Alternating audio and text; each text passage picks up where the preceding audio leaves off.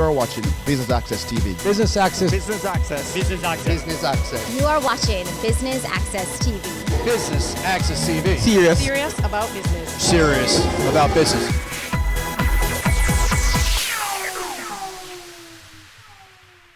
It's the last PSOJ President's Breakfast Forum for 2018 and Business Access TV as usual is here to bring you the highlights. I'm Javon Keys, stay tuned.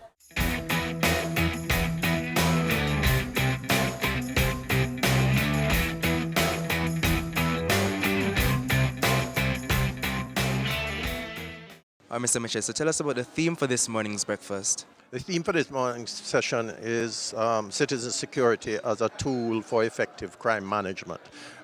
It is intended to raise the awareness of what citizen security is, and shortly, citizen security is the level of confidence that the average citizen feels in his community and how he feels about his ability to move around in his environment and what structures the government, the state can place around the community to increase that level of confidence. How the police force and the security forces behave is critical to citizen security. So we're trying to raise the awareness of the population on citizen security and to make people realize that hard policing alone is not enough, that you have to raise the confidence of the citizens in what you are doing. So how important is it for businesses generally to be concerned about citizen security? Well, I think it's very important that the level of investor confidence and the level of the business community's confidence is raised in that their stakeholders can come to work, their employees can come to work, that they can move freely around in the community, and that they will have certainty of operations generally in the society at large. And for businesses out there considering being a part of the PSOJ, what are the benefits? I think the benefits of the PSOJ are, among other things, that you get a platform to express your concerns, to express your interests. You get information. We have a monthly economic bulletin. You get presidents' fora like this. And you also get to find out what's going on in the society that you operate in. Then we have networking. We have mingles on a quarterly basis, so you do have networking with other members and with important influencers in the society. So firstly, tell us a bit about what First Rock Capital does. It's really a real estate investment holding company which has as its core focus real estate investments and private equity. So how important is a company like that now in this day and age? Well, truthfully, real estate represents the most finite investment asset, and what it offers is above average returns and stability with respect to capital. So this morning you're going to be inducted in the PSOJ. How does that feel? Excellent. You know, the PSOJ's mandate is a very solid one, and the PSOJ has been doing a lot of work with respect to championing and being an advocate for businesses and just the private sector in general.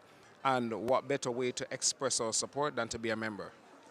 So we're zoning in a little bit on the discussion this morning. It's about citizen security. How does your company play a role in that, or does that affect your company any at all, do you think? I mean, security continues to be a main issue and at the forefront as well of all major businesses and individuals as well. So anything that we can do to enforce or reinforce the importance of it, then it has our support.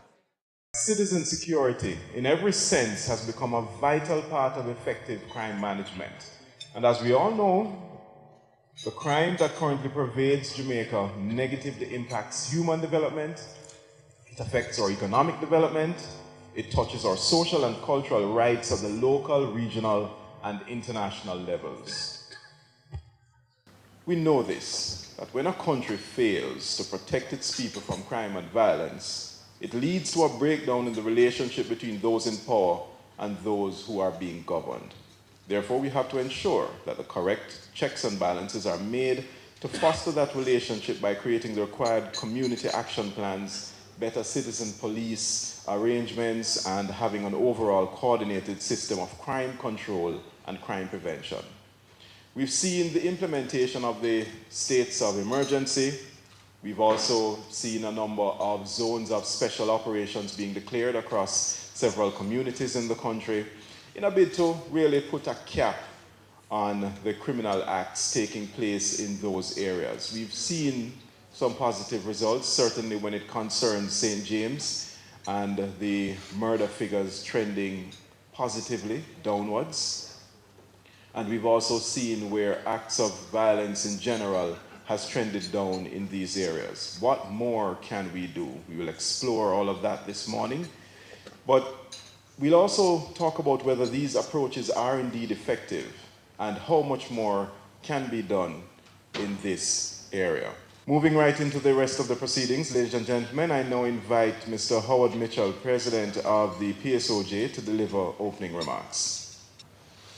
The subject that we are going to discuss this morning is a critical but not a well understood one, I think, in this society. I think that it is fitting for the PSOJ to end the year with the same topic that we started the year with, which is the issue of crime. The issue that has plagued us every year for more than the last 30-odd years, that has become endemic, that has been written into the fabric of our culture, that children have grown up with, that women have had to learn to live with, that businesses have had to write in permanently into their balance sheet protective devices for their stakeholders.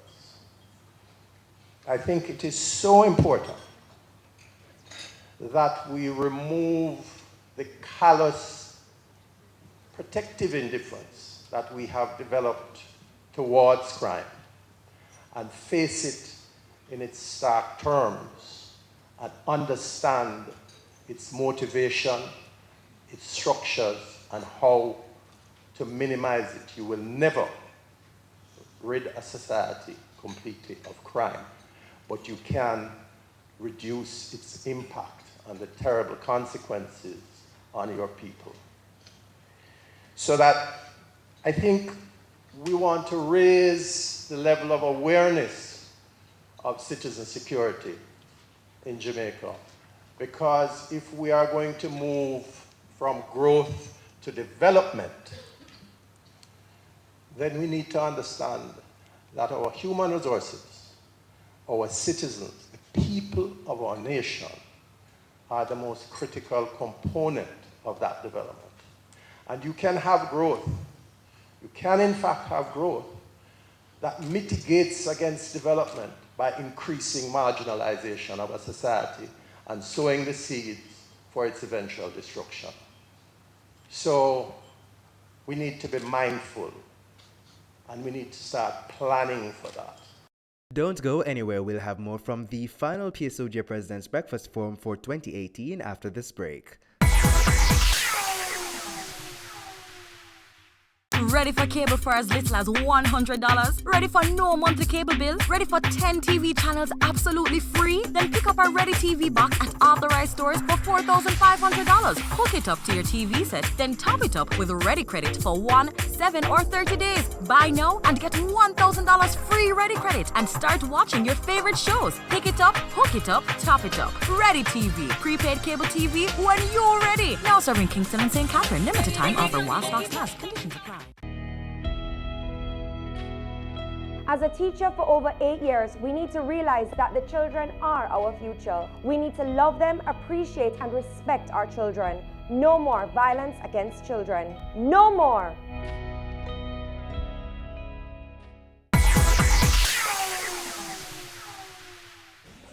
Thanks for staying with us. If you're just joining us, you're tuned in to BATV's coverage of the final President's Breakfast Forum for 2018.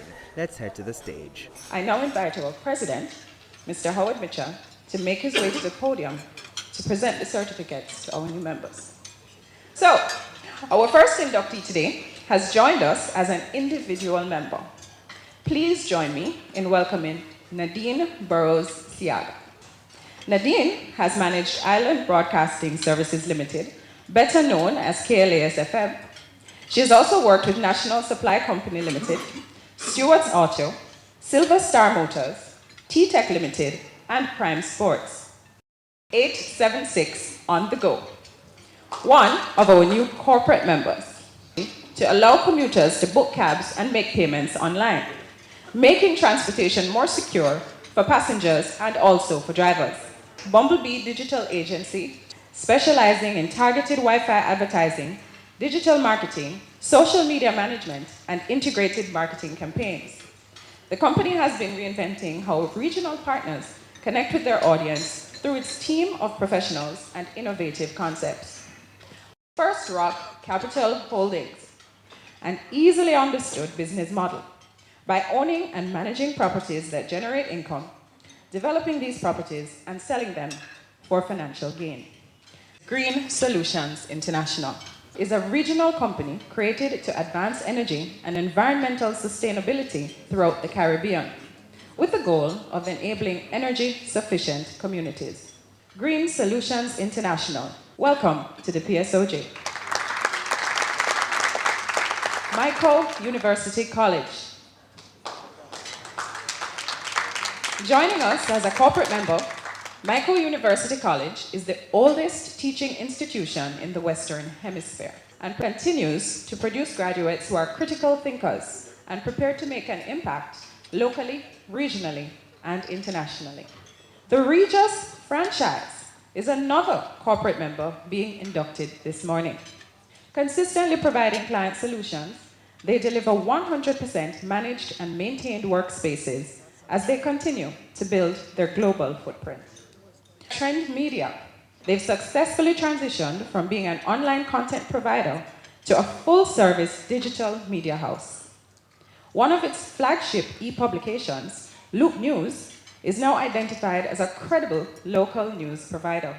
Let me once again congratulate all our inductees collectively. To our panelists, thank you so much for joining us on a very important topic, one that certainly has dominated the news cycle and the national conversation where it concerns this issue of crime, but more so, citizen security. I want to thank you and we look forward to your inputs this morning. I want to start off with you, Mark Shields. What does it really take to deliver citizen security? Citizen security, as far as I'm concerned, starts with some very basics that are important to all of us that live, work, come to Jamaica as visitors. I delivered a speech a month ago at the CIN lecture in New York, and I started the point by saying two things. One is, I've been in Jamaica for 15 years, and in 15 years, 20,000 people have been murdered, which seems an awful lot of people to me, and that's 20,000 people murdered, plus thousands and thousands of families, the victims, the untold victims of people who have lost their husbands, wives, sons, daughters, cousins, aunties. So there's all of that group there, 20,000 people murdered. That's a stark statistic. And then we get back to living in Jamaica as it is today. And I have real concerns that before we get on to the technical side of community intervention and real building communities, that we're not doing the basics. It seems acceptable that traders in downtown Kingston can just take over the pedestrian footway. They can hang their garments in front of other shops. It's at a situation where many people who would like to go downtown dare not go downtown because they're in fear. It is also that when I drive to Montego Bay, and as a friend of mine just wrote to me yesterday, he said he is more fearful of driving to Montego Bay than he is of gunmen in Denhamtown and elsewhere. Because as you know, because you guys do it as well, every time you drive to Montego Bay, you take your life in your hands because you see the bad standard of driving. And that is a real threat, and life should not be like that. Yeah. The third point I make is something that I've been, let's say, tweeting about over the past couple of months, and it perhaps became even more ironic last week into this week, that, again, the basics. If you look at the so-called licensed taxis in this country, where there are very clear rules and regulations that say that the windows must not be tinted that there shouldn't be any markings on those taxis, that they should abide by the law like the rest of us, obeying red lights, not cutting up on the outside, all of that stuff that you guys live with every single day of your lives and causes you all stress. And I believe that we have to start by dealing with that. Now, people say, well, how do you do it? I'll take the last one first. There should be a war on licensed taxi drivers and unlicensed taxi drivers. It should be not just the police responsibility, because we always take that short-sighted view, well, the police aren't doing their job properly, but there's a transport authority. There appears to be a very vocal representatives for taxi drivers who came out last week because they were upset about the amended Road Traffic Act, which of course is a good thing and is designed to actually bring us into line. So I feel that we can do a lot. We should be able to live in a normal society, and that means before we get to anything technical, we need to get those basics right. Not rely just on the police, but just take taxis as an example. There is no reason at all why the Transport Authority, the Jamaica Constabulary Force, the local authorities, those who represent the taxi drivers cannot get together and clear it up overnight, make it safe for us. We're lucky, most of the people in this room, I bet, drive their own cars to and from work. We don't have to put up with some of the terrible situations that other people crammed into taxis and buses have to. So I think we also have a duty to them to try to improve things.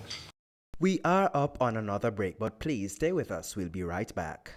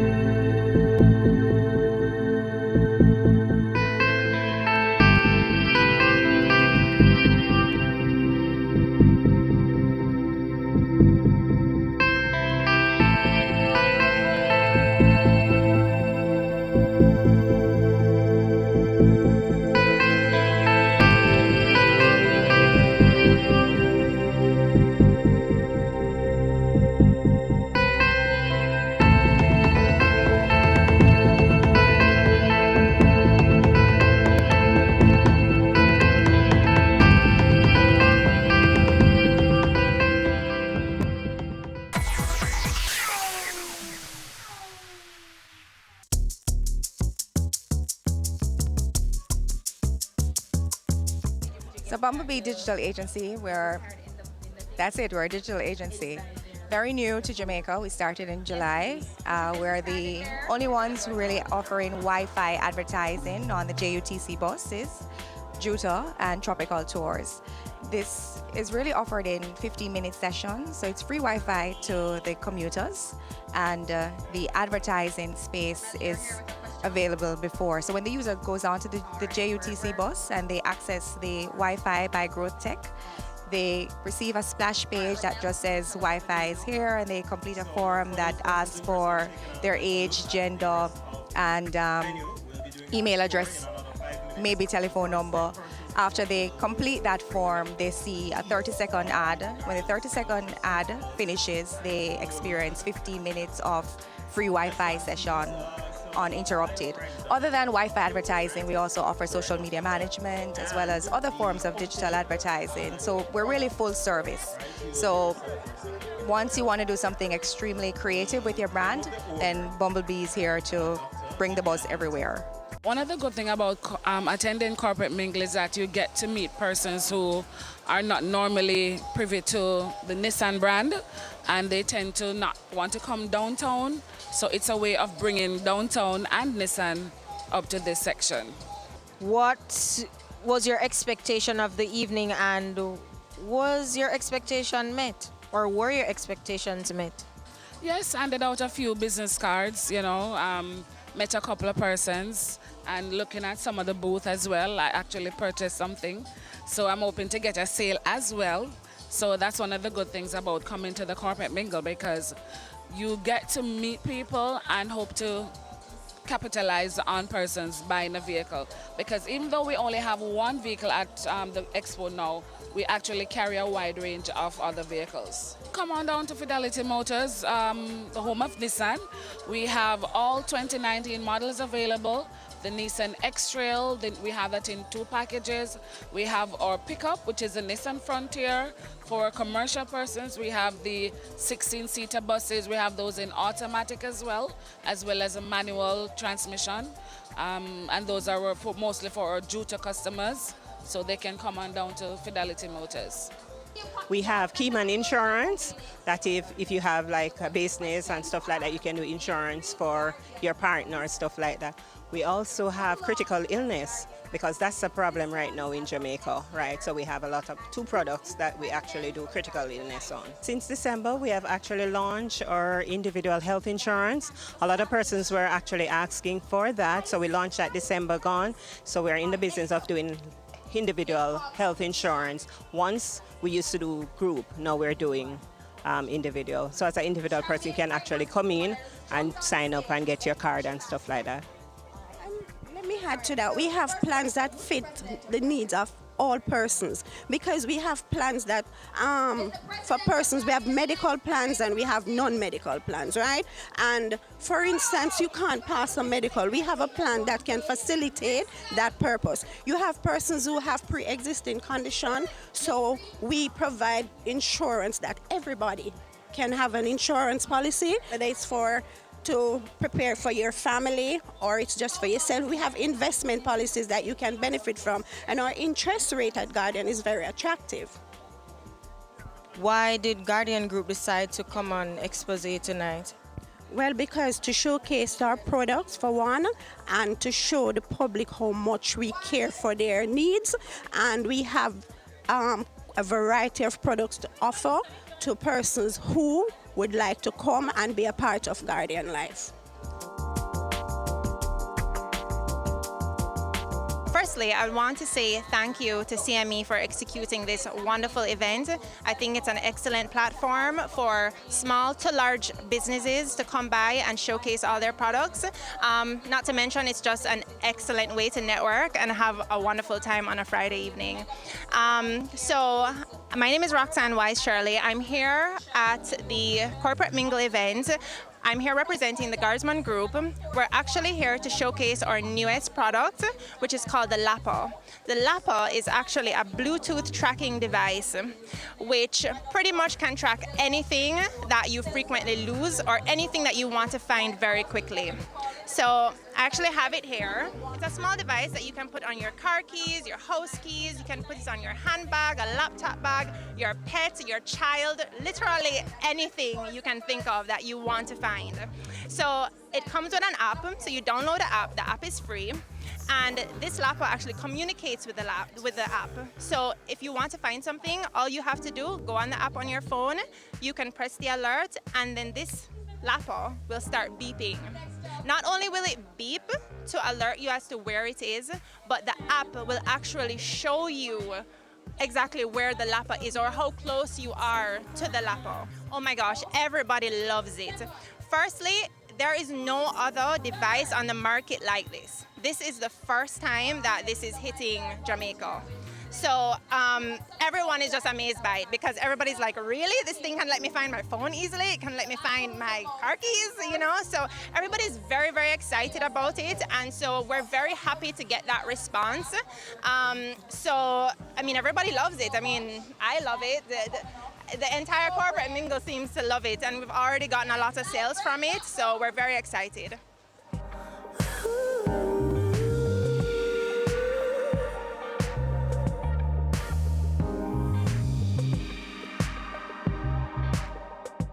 What are the functions of the BSJ?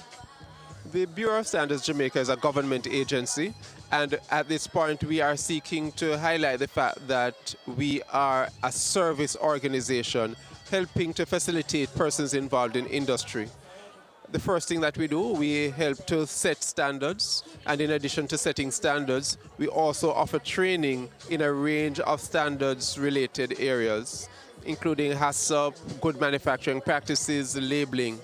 We also provide testing and calibration services, certification through our national certification body of Jamaica. And the Bureau of Standards Jamaica is seeking to help industry understand the importance of the use of standards to excel in business here in Jamaica and to excel in business outside of Jamaica. So how does participating in Corporate Mingle help to boost your brand? Well, certainly the BSJ recognizes, as we have done a bit of rebranding in the last year and a half, and we are less a regulatory body, it's critical that we present to industry and the persons, key players in the industry, what are the services we offer.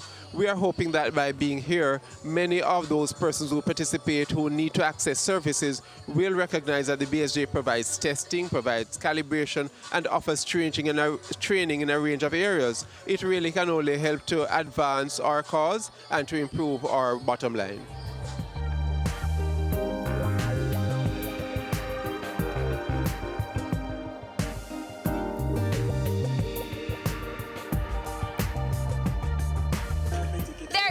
Another Business Access TV coverage of the Wealth Magazine Corporate Mingle SME Mini Expo 2018. I've been your host, Amita Pasado, and thank you for tuning in to Business Access TV, serious about business.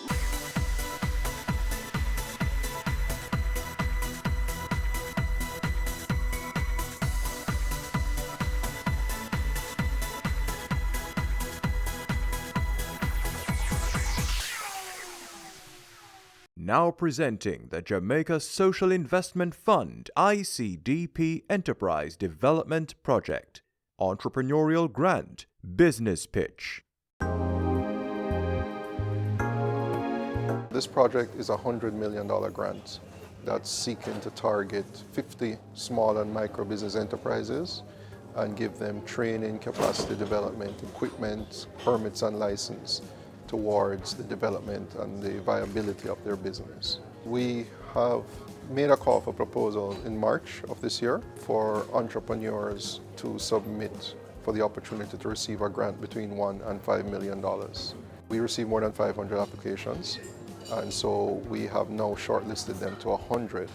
So we've invited that top 100 applicants here today, and they're going to have to pitch their business idea to a panel, and of the 150 will actually transpire and win the opportunity for the grants. One of the primary objectives of what we're doing here is employment.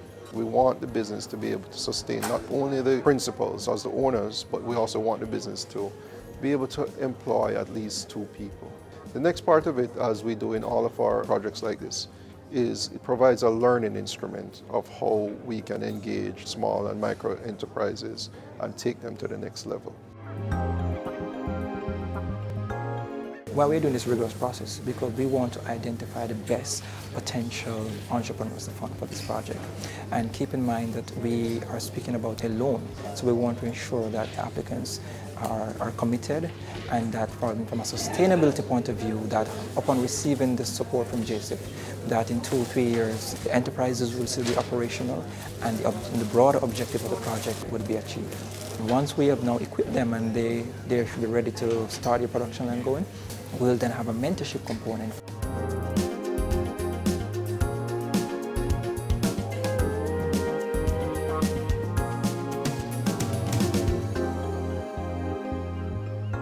It has been a very competitive process. Jamaica is filled with persons with drive and passion. We're expecting that the best will be selected, and then for those who are not successful, we are also hoping to link them to other providers of services, because I'm telling you today, from what I've seen, it is an excellent opportunity.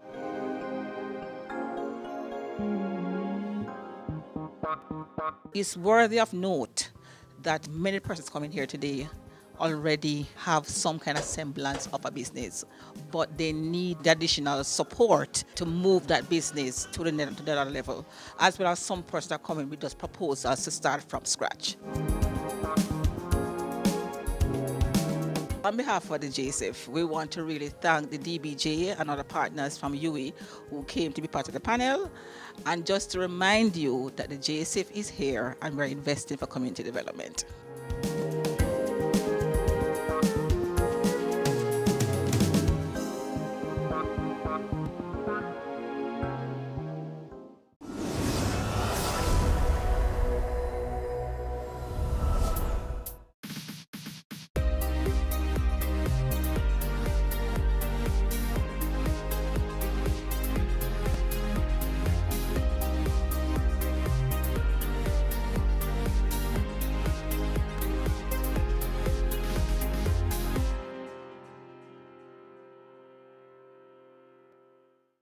On the pages today, we visit the Natural History Museum of Jamaica, recognize the work of our street fairies, and help you to stay safe with some vital information.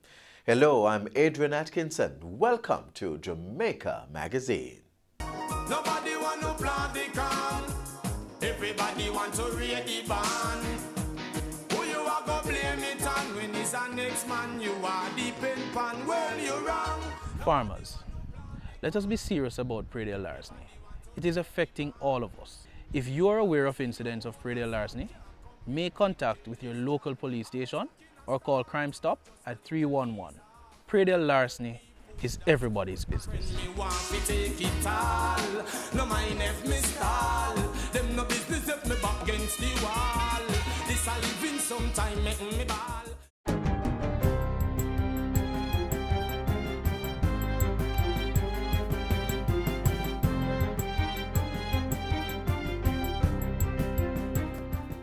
Good day, I'm Lorraine Mendez and this is your JIS News for Thursday, September 26. Prime Minister Andrew Holness is reiterating his call for a change to how small island developing states such as Jamaica are classified.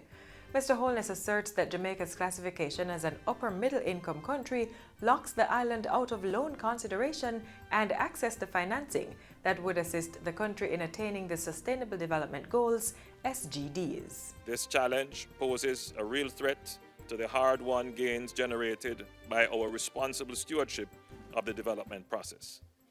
I therefore urge development partners to redouble their efforts and contribute resources for the delivery of the 2030 Agenda.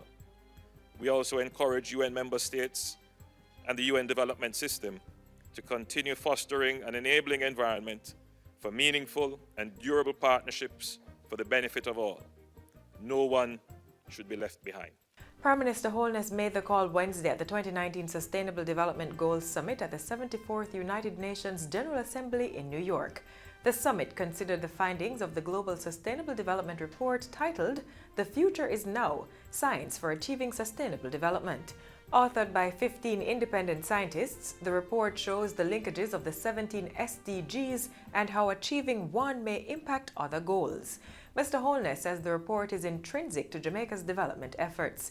He told the gathering that the principles of good governance and accountability are institutionalized in the Jamaican public sector. He says the state has also revised its fiscal policies, social protection systems, financial sector regulations, and trade policies to align with new realities. The National Water Commission, NWC, will be writing off the debt of some customers who have been severely affected by the recent drought conditions. The total write-off will be in the range of $100 to $150 million. Minister without portfolio in the Ministry of Economic Growth and Job Creation, Senator Pernell Charles Jr., says the bill redemption will be done under very specific conditions and procedures. The NWC will be collaborating with JSIF to deliver a debt write-off to residents of the most hard-hit communities. And so far, the NWC has written off in excess of $50 million from these communities. Minister Charles Jr. was addressing a press conference on Tuesday. For his part, NWC President Mark Barnett says customers who will benefit from the measure will be notified through the agency's revenue department. He says a database already exists with the affected customers, therefore persons do not have to visit the NWC offices. We're giving the customers the opportunity to start afresh with the NWC, meaning whatever balances they may have on their bills, the change in infrastructure, we will be writing off those balances, but it will be focused in certain communities and there are certain criteria that would have to be met. Your driver's license will soon have additional security features to prevent fraud. Transport Minister Robert Montague made the disclosure during Tuesday's sitting of the House of Representatives. As part of increased security measures, Minister Montague said driving exams will be digitized and drivers will be assessed periodically. And what we are moving to do is to digitize it so that once you're on screen, online, as soon as you pass, it would be cut and it would be centralized so that no local person in a depot would be able to change the scores or interfere with it. That would be centrally dealt with. In addition, the minister said the Heart Trust NTA and the HOPE program will be collaborating to train 100 drivers in the initial phase of the Driving Ed program. Driving schools are also being checked for proper certification by the Island Traffic Authority, the ITA. Minister Montague says the initiatives form part of efforts to update the Transport Authorities Act. In other news, the Jamaica-Cuba Eye Care Center and technical cooperation has been extended. The countries signed the third bilateral agreement for technical cooperation and the operation of the center Tuesday. Health and Wellness Minister Dr. Christopher Tufton says the agreement will ensure the continuity of eye care while facilitating knowledge transfer. Minister Tufton also disclosed that the state is considering new policy approaches that will focus more on the prevention of eye diseases. Starting with the very early ages in schools and then moving that right through to some of the curative measures that you have been so gracious in providing to us. Cuban health professional has been honored to share with the Jamaican brothers and sisters the experience of an inclusive health system based on primary care, centered in the community and focused on disease prevention. Since 2010, a total 20,982 eye surgeries have been performed by the Cuban healthcare professionals, assisted by local teams here in Jamaica. Tourism Minister Edmund Bartlett is expressing confidence that Jamaica will be able to mitigate any potential fallout from the collapse of tour operator Thomas Cook. He says the immediate impact of the closure of the Europe-based company will see Jamaica losing up to half of the 1,800 passengers booked to arrive on rotation flights from England by October 31 and over $10 million in earnings. Speaking during a media briefing at his New Kingston office on Tuesday, Mr. Bartlett said plans are already in motion to acquire additional flights out of Europe. The good news for us really is that we have that resilience in terms of the outreach of our marketing activities. Beyond that, the relationship we have with the tour operators and the airlines, and so we're able to nimbly move around beyond the 6 flights that Thomas Cook should bring out of Manchester. We will be fairly well protected for the other rotations that would have to come. The tourism minister is now in London, England for this week's Jamaica travel market. He is expected to meet with industry officials and negotiate for more seats out of Europe in the absence of tour operator Thomas Cook. And finally, the Ministry of Tourism has launched a $100,000 fund to assist with recovery efforts in hurricane-ravaged Bahamas. The fund was established through the Global Tourism Resilience and Crisis Management Center. Tourism Minister Edmund Bartlett says the fund is one of the outcomes of a recent mission to the UNWTO General Assembly in Russia. Mr. Bartlett at the UNWTO General Assembly lobbied the members for support for the Bahamas following the devastating effects of Hurricane Dorian. We are doing that on the basis not just of being part of the group that's providing supplies. No, we are doing it to build capacity. It's about enabling the building of capacity to deal with disruptions. The Jamaica Hotel and Tourist Association has also contributed $20,000 to assist in relief efforts through the UNWTO and the Center. Minister Bartlett made the announcement Tuesday at a media briefing on the status of the tourism industry. And that's it for JIS News Today. I'm Lorraine Mendez. Thanks for watching.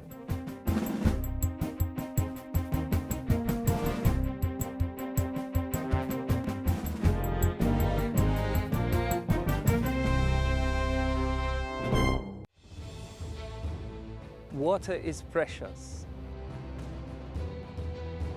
So we encourage everyone to practice the 4 R's of water conservation. Always remember to reduce your use of water wherever possible. Replace water wasting devices with water savings devices. Reuse water wherever possible. And wherever leaks are found, please repair them and repair them quickly. Don't delay. Practice the 4 R's of water conservation today. Jamaica has thousands of plants, many of which are known for their medicinal properties, and sometimes it's hard to remember them, but the Natural History Museum of Jamaica makes that so much easier. Necessity is the mother of invention, and we had to find a way to survive. And so for the plants the natural gift of the Creator, we could rely on it to guide us into what we needed to do. I didn't know about Fenzik and your pharmaceutical things. I know about bush. So if I had a headache, I knew as a child that I should use the leaves of 3 mackerel bush and a piece of cloth and tie it on my head, and the pain would go. The use of herbs as medicine. While this age-old practice has been overlooked by many, the Institute of Jamaica saw it fitting to mount an exhibition on medicinal plants of Jamaica and their uses, bringing to the present the medicinal habits used in the past. So at least 330 plants have been found growing in Jamaica, have been identified as having medicinal value. Of that 334, at least 193 have been assessed for their biochemical activities, and 23 of those are actually endemic plants. Not every plant, though in its natural form is good, is accessible to everybody. And knowing the information about the plant and wanting to get that into the hands of the people, some of our scientists have begun to study extensively some of these plants to see how they can be formulated in such a way so that they can be packaged and be accessible to the public. You just don't wake up and say, Eureka, I have found it. They would have learned from the people in the community what plants were used for what purpose. So you know all those things in your childhood because they were continually using the plants of nature to assist in what they were doing. Ever since I was a child, my mom always said me go break a piece of bush to make tea if the tea bag run out. But what was I getting out of it? I had no clue. And sometimes people say it worked, some other people say it didn't work. So that's why I really did the research to find out if these plants actually work. We started only making butterbrush, which is also known as Callistemon viminalis. And then we broadened and we focused on lemongrass. We focused on most of the herbs that are used by native Jamaicans to cure different ailments. In addition to the showcase, students from the Dunrobin, Chetola Park, and the Rollington Town primary schools were scientists for a day, as they participated in one of the institution's monthly and afternoon with a scientist sessions. Modeled around the Ministry of Education's academic calendar, the mandate of the program is to expose students to and encourage an appreciation for different disciplines of science through fun-filled scientific activities. I've been promoting entrepreneurship, especially in the medicinal plant industry. So one of the things I do is to give back. So I volunteer even at my children's school. We have an entrepreneurial club where I teach them to make different products from plants. I learned that they can use herbs to make soap. It was very exciting because I got to see what dangerous chemicals they use in it and how is it correct to go on the skin. First, we had to put some coconut oil in like a metal cup. Then we had to put shea butter in it and melt it. And then we put it in sodium hydroxide. And it was very, very, very hot. I spilled it a couple times, but it was okay, just a little cleanup. And it began to get thick, so I was like, what should I do now? And she was like, just mix it, it's normal. And then we got to put what we want in there. I put charcoal in there, and then I made a swirl in the mold. It was a very good experience. I'm so happy our students were able to participate in the activity held here at the Institute, where they learn more about medicinal plants. I believe it's very important for them to know that the plants that are found right there in their backyards can be used for healing of ailments that they'll have, the common cold, whatever the ailment may be. This is what I would like to engage the people in. Go back to their communities and learn how people lived, a generation which came out of slavery, could neither read nor write, and yet they were able to contain themselves and to live We want the students to have some respect for the heritage of this country because it is going to guide you to the future.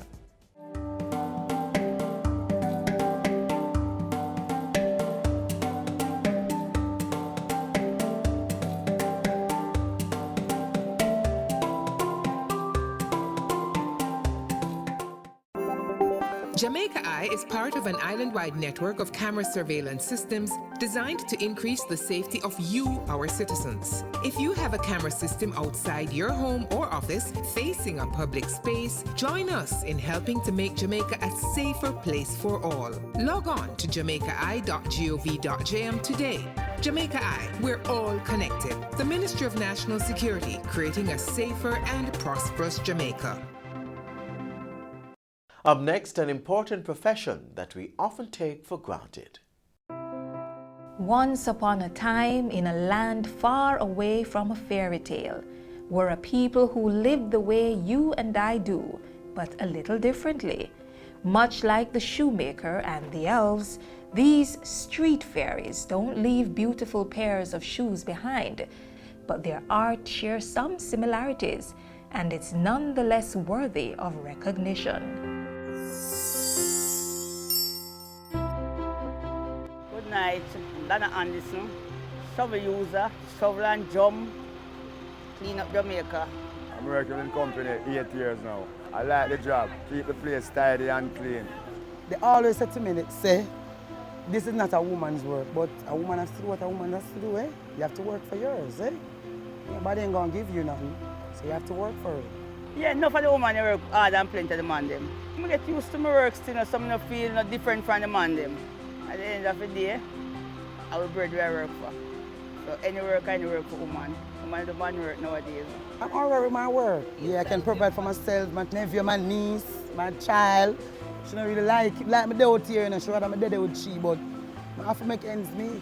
I have to work, I have to pay my bills them. But they don't give me nothing, I have to work my own. But people that see me and want to style me and this because I try to chuck work I do and them things there. But I don't really watch my face. Because I know, say, when my money enough, you see me?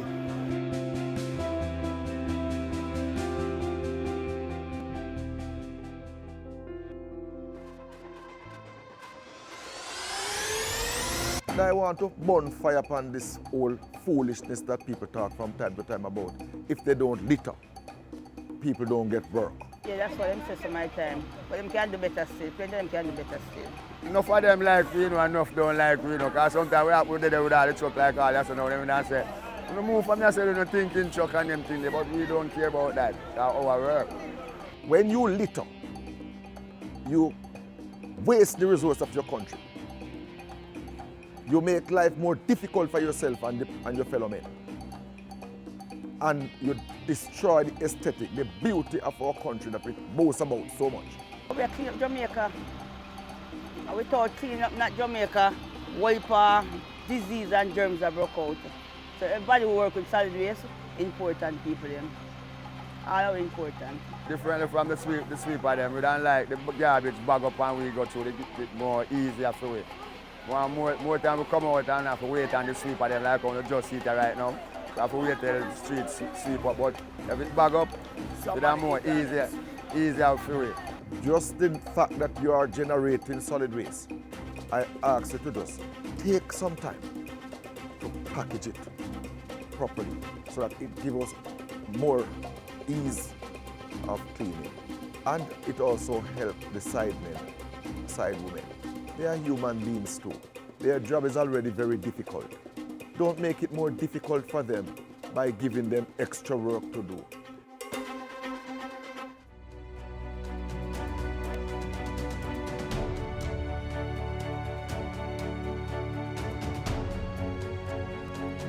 It is very tough on them. The job is difficult.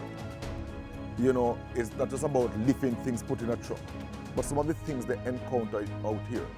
Bags with human feces. It's common occurrence, especially in the market district.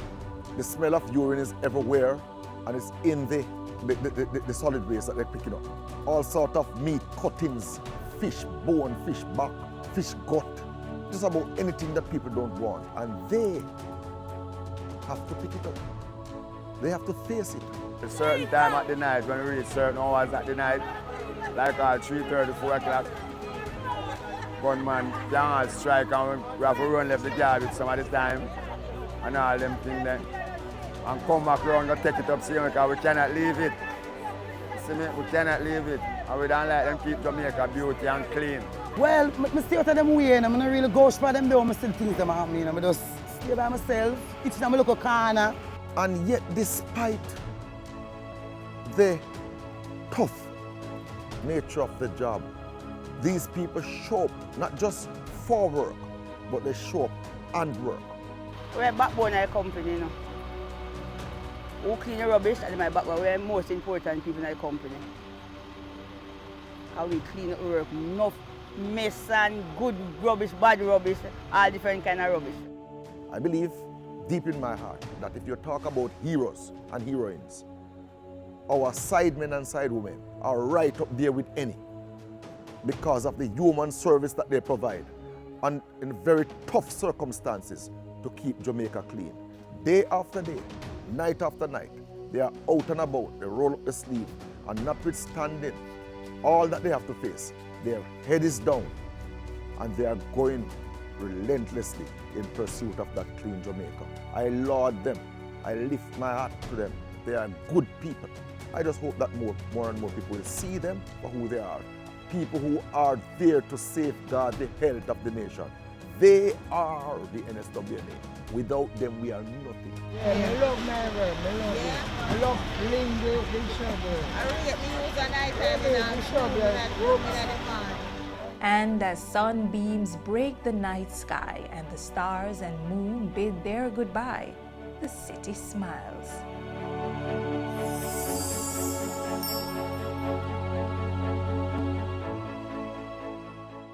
Keep we island clean, so clean. From the peaks to the beach, so clean. No dirty up Jamaica, please don't do it. Keep we island clean, so clean. From the peaks to the beach, so clean. No dirty up Jamaica, please don't do it. No dash, no paper, no dash, no plastic. Dispose your garbage responsibly. No know how to recycle, learn it quick. And if you drop it, better pick up every piece of it. Plastics last forever, don't forget the bits. Cause when them touch the street, them end up in the sea. Collect pan the reef where they fish them feed. And when you want seafood, I eat your Keep eat. we island clean, so clean. From the peaks to the beach, so clean. No dirty up Jamaica, please don't do it. No dirty up Jamaica, no dirty up Jamaica, no dirty up Jamaica, no dirty up Jamaica. We have 2 months remaining in the 2019 Atlantic hurricane season, and with systems forming around us, it's important to know what to do if you live in flood-prone areas.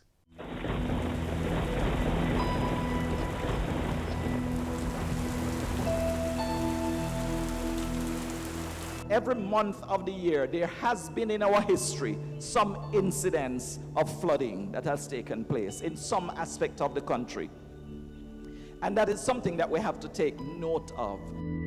Apart from monitoring and giving the forecast, we are also responsible for warnings. And so there are some warnings that we want you to take special heed to if you consider yourself to be vulnerable in any situation. When we speak about a flash flood watch, it means that there is a feature, some kind of weather system that is going to produce enough rainfall that makes it possible for you to get flooding. So it means start to watch because the water levels are going to be increasing and there is the possibility of the flooding.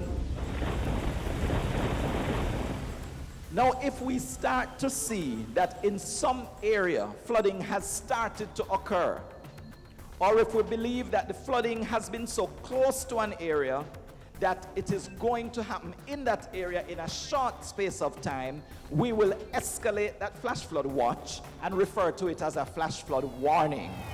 So when we talk about a flash flood warning, it means not only that the flooding is possible, but the flooding either has already started to happen or is going to happen in a very short space of time because it is very close to that area.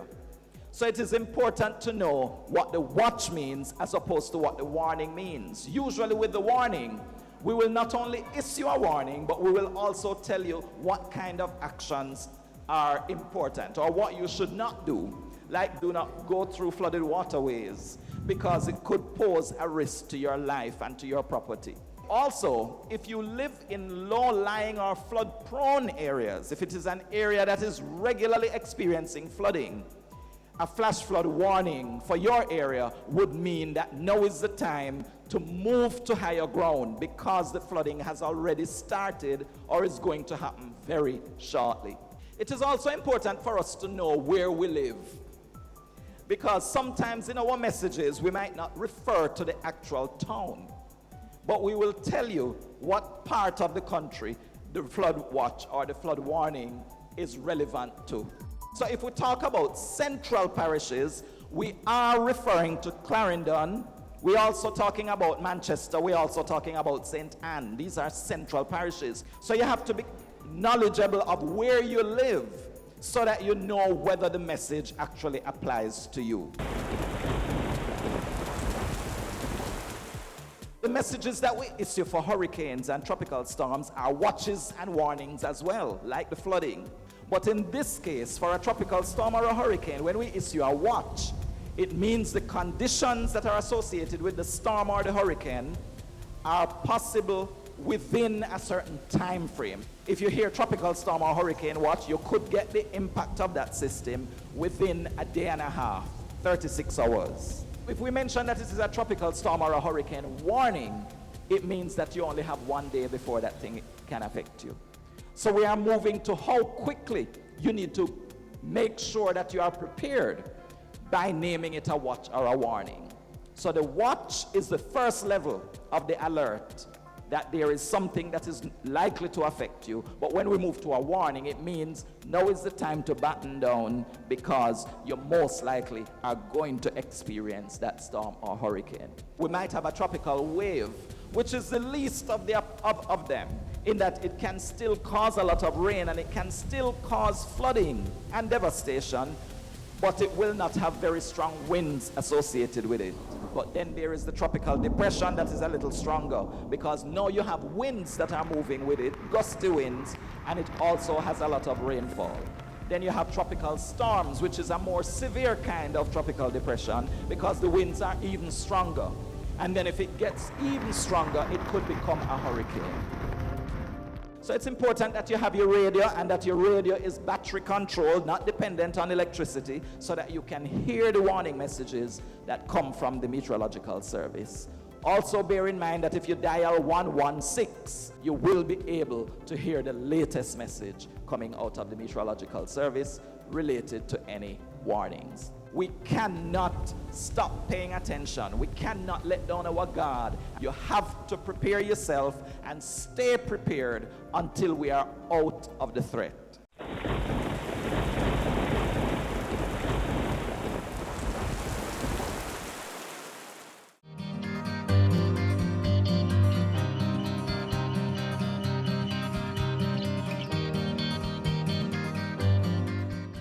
As we close today's show, we ask that you stay connected via our website, jis.gov.jm.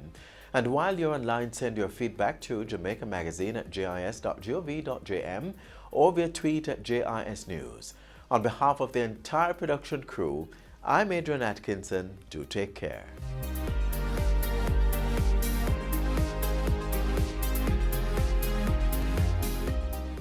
This has been a production of the Jamaica Information Service, the voice of Jamaica.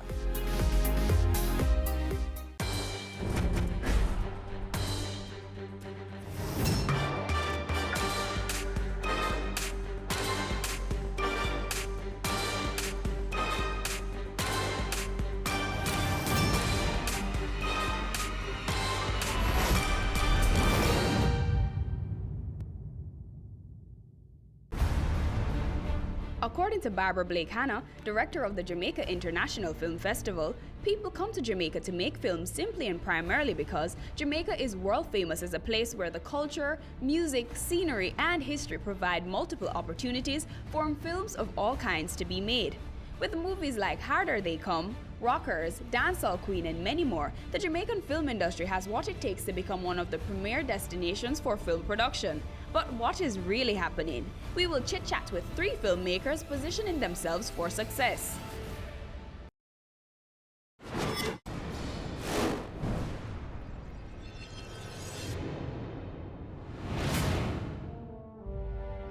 Storm Salter, a graduate of the Los Angeles Film School, released his debut feature, the award-winning film Better Must Come, in 2011. The actor, writer, and director is now the filmmaker in residence for the academic year of 2014 to 2015 at the University of the West Indies. Your award-winning debut film, Better Must Come, was well received. Tell us about the process that brought it to life. I was just very fascinated with the 1970s. Very interested in like Cold War and geopolitics, that type of thing.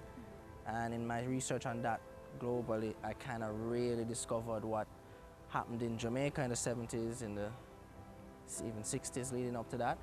And I realized it was something I never learned in school, something that they don't teach kids, our recent post-colonial history, which is the reason we are formed as a nation as we are. They don't teach that. So I'm like, well, we need to find a way to step into this world. And if nothing else, you know, my Better Must Come is about a single character or group of characters in a particular story, in a particular time, in a particular community in the late 1970s.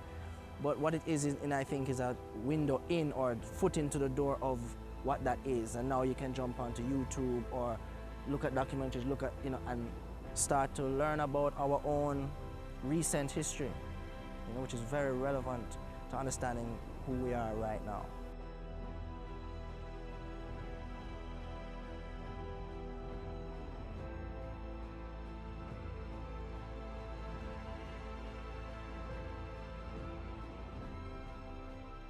You were the film's director, yes, screenwriter, and director of photography. Why so many roles? That's just the way I guess I create so far.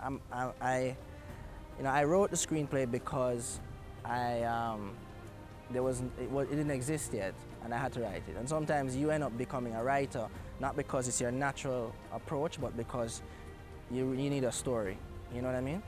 And but I'm a cinematographer and I'm a director, and those are two things I always do together. They're kind of inseparable for me. Was Better Must Come your project with the biggest budget?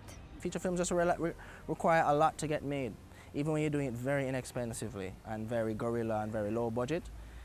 You're moving, you have a lot of people, you have a lot of manpower, you have a lot of, and woman power too. You have a lot of moving parts, time, editing, costuming, feeding people, you know what I mean, promoting the work. So, I mean, it's quite an undertaking.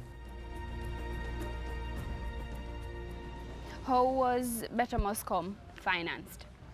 Better Must Come had an executive producer, a set of executive producers, investors.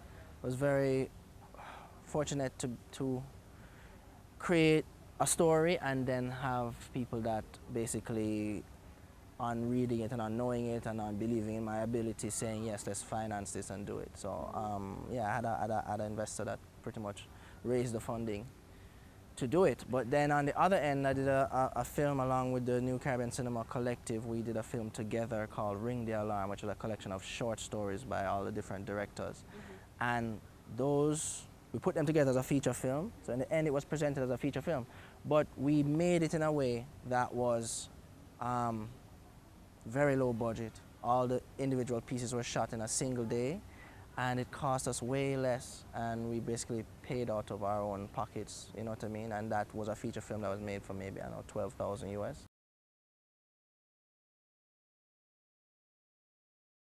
Describe the filmmaking process, or at least the way you go about doing it. Yeah. Honestly, I think I don't, thank God when you have good producers and like good crews, because they are able to create the structure around which you as the like creative voice can exist. So I don't like too much, I don't like a lot of the technical and organizational duties of like what it takes to put a production together. I like to just be creative all the time if I could. I like to think about the shots, I like to shoot, I like to design the cinematography, I like to think about the story, I like to work with actors, I like to just vibe and be in a zone and find myself in a creative space so I can make the right decisions at the moment when the work is being captured to create great work. You know, filmmaking is not a singular thing. I mean, the director is like the captain of the ship and kind of the one responsible for the overall creative delivery of the thing.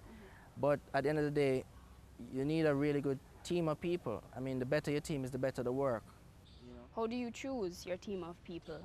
I just always continue to work with people that I like working with, that do well on set. Should a filmmaker be formally trained?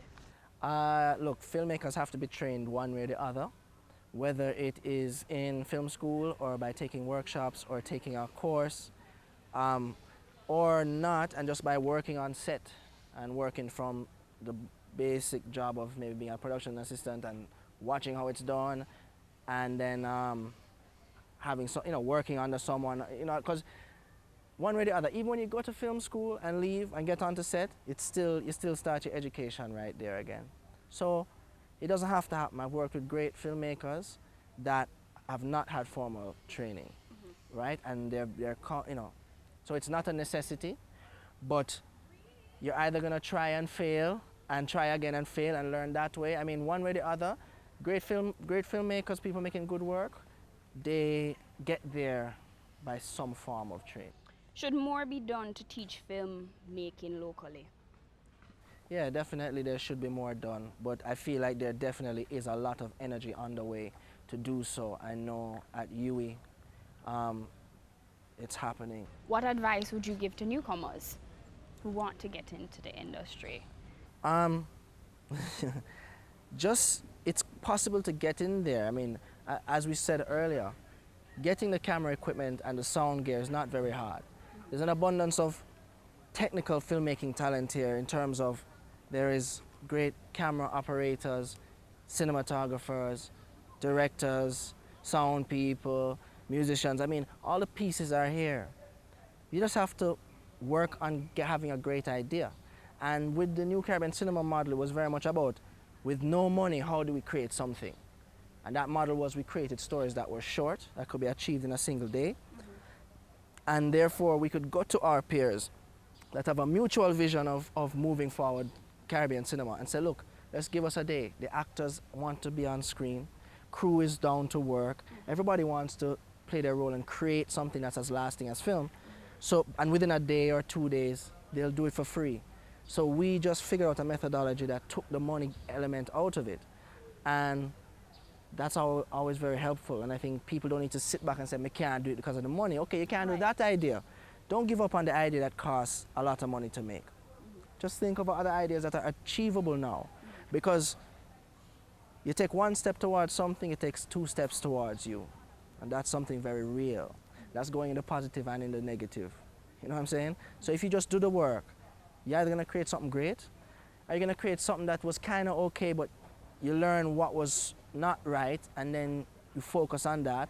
Then when you wheel and come again now, you come again with everything more intact.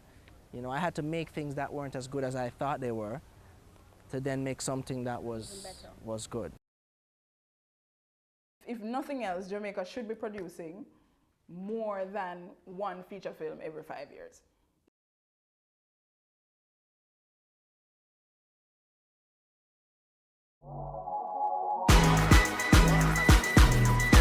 The Good Life, your trusted source for useful health and wellness information, lifestyle tips for the mind, body, and soul.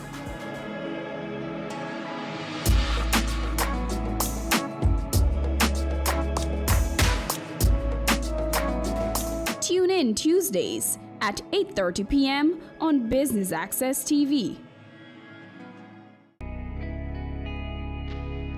Our women are the backbone of our society. They deserve to be protected and respected. Domestic violence is not okay. Speak up and speak out. No more violence against women. Ready for cable for as little as $100? Ready for no monthly cable bill? Ready for 10 TV channels absolutely free? Then pick up our Ready TV box at authorized stores for $4,500. Hook it up to your TV set, then top it up with Ready Credit for 1, 7 or 30 days. Buy now and get $1,000 free Ready Credit and start watching your favorite shows. Pick it up, hook it up, top it up. Ready TV. Prepaid cable TV when you're ready. Now serving Kingston and St. Catherine. Limited time offer while stocks last. Conditions apply.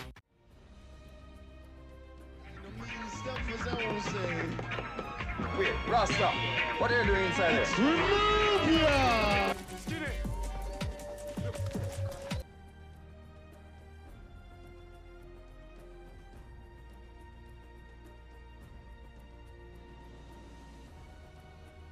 Alison Harrison, a filmmaker and owner of Factory 75, a motion picture film company, had a chit-chat with us about being a local filmmaker. I was studying math, physics, and computer science. And one day, a friend of mine invited me to a show at the Philip Sherlock Center for the Creative Arts. And I saw what was going on with the lights and the sound, and I was just like, how do you get into this? And they invited me to come by for a rehearsal.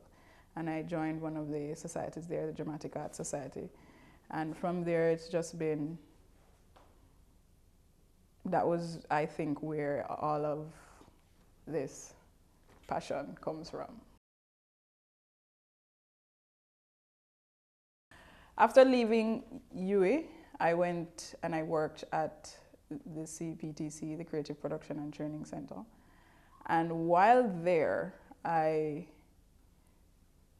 got exposed to cameras, lights, set life. And I was like, wow, this is pretty amazing. How, like, what else is there to learn? And from CPTC, I worked there for 3 years. And then I applied to film school, and then I went away. I came back home. People are asking me why. I'm like, why are you here? You should be in New York, you should be in LA. I worked freelance in the industry with other filmmakers doing sound predominantly, sound recording.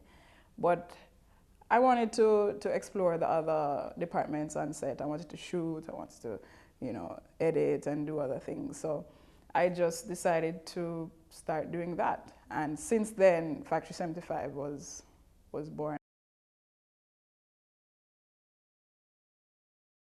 I have worked with organizations such as Virgin Unite, Virgin Holidays, the Branson Center of Entrepreneurship Caribbean, Digital Foundation. What I find is that most of my corporate work is with companies with philanthropic components to their organization. So I find, and I enjoy doing that. I enjoy working with the children in the school and just recording their stories and being able to document and tell those stories. So most of my work really has been with those organizations. Alison talks to us about the stages of production. The idea stage, where you're fleshing it out. Then once you feel like you have a good idea, then you write a treatment, and then you write a script, depending on the project that you're doing. It could be a music video, it could be a short film, documentary, etc., etc. You have to then go ahead and write your script. And then once you have your script down and your characters, then you go ahead and you cast. After you've cast, then you rehearse with your cast, and then you plan your production and you shoot for however long. And then you go into post-production, and post-production is a whole other ball game. You have the first cut, which is just stitching it together according to the script. And then the editor and the director or producer will then sit down and rework it so that what you've shot on set, you could be telling a completely different story in post.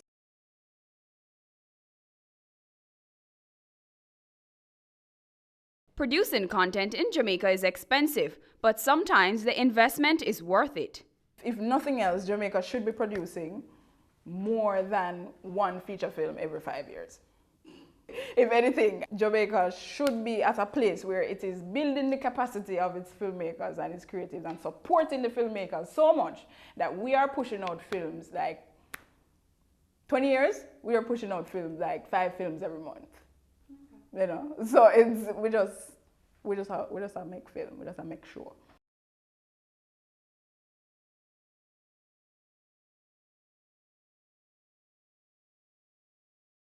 You have to, as you know, as I mentioned before, you have to want it. You have to want it, regardless of the setbacks and the times that people tell you no, and you just have to want it. Like at the core of anything, that's the core, that's the essence. You have to want it, and when you want it, it's amazing how things manifest itself. You know, how you are able to get around the obstacles. So you have to want it. You have to be open to criticism. You have to also be open to learning new things and learning outside of being on set, reading articles, reading books, discovering new filmmakers, researching the older ones, the ones that, you know, made film what it is. I will always reference Alfred Hitchcock. He is one of my mentors in terms of how he makes films. So I read a lot about him. But you have to, reading and research, these are things that are like mandatory. It's like you wake up and, you know, you shower, you go to work. It's supposed to be a part of your routine as a filmmaker, as a content producer. You must be reading, you must be current on what's happening, and you must know what happened before. You know, for me, it helps me to focus, because if especially the personal stories of these filmmakers, locally and internationally, you hear, you know, their stories of struggle. The struggle is real, you know, but the struggle empowers, and the struggle fuels the passion, especially for me. So I'm not saying I enjoy the struggle, I don't say that, but it is definitely fuel. It fuels me. It pushes me to go even further and further and further, and to discover new things and to learn new things and meet new people. Coming up next, Kurt Wright. Characteristics that lend themselves to filmmaking is probably creativity, being open-minded, and definitely a whole lot of patience. Have you seen it? It's BATV Live. Live streams of business news weekdays at 7:30 p.m. Stay on point Thursdays at 8 p.m. with our Business Current Affairs show, and Weekend Business Report Saturdays at 7:30 p.m. wherever you are. Log on to our Facebook page at Business Access TV or visit our website at batvja.com.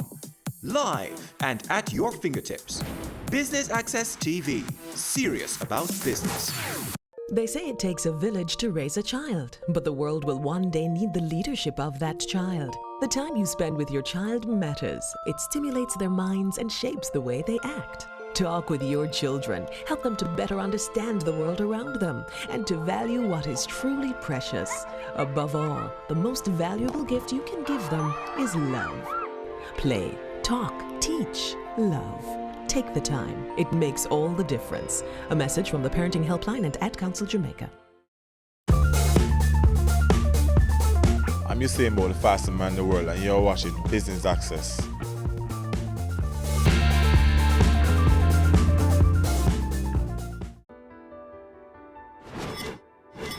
A graduate of the New York Institute of Technology, Kurt Wright is a local filmmaker who has worked on over 300 projects.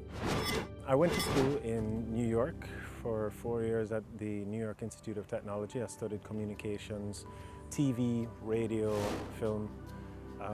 Graduated with a bachelor's degree in like 2000, I think, or around there. Yeah, came back home and just started working right away. Day one, second location, Port Antonio Square. Well, I've worked primarily as an assistant director since I came back, you know, whatever it was, 10 years ago. Worked with a lot of really, really good people in the industry. I've been very lucky since I came back. I've gotten to work with Ras Casa, who was kind of like a mentor to me. People like Jay Will, Delano Forbes, you know, just a lot of people who had a lot of experience and I was able to learn from as I was coming up. I'll be waiting for you, baby. Just give me that one chance. So I've worked in everything from music videos to advertisements, feature-length movies as an assistant director, which is one of the best positions you can be in, to kind of really be next to a director and, you know, kind of learn from his eye and that sort of thing. Characteristics that lend themselves to filmmaking is probably creativity, being open-minded, and definitely a whole lot of patience. What happens a lot in the filmmaking industry is things don't always go as you planned it. So whether or not you're working on something in Jamaica that's a little low-budget thing, or you're working on something in full-blown Hollywood, people are going to be late, stuff gets painted the wrong color, you know what I mean, that sort of thing. And ready and go! Passion is integral as well, because it is a sort of industry where a lot of things will happen and sometimes things don't work out.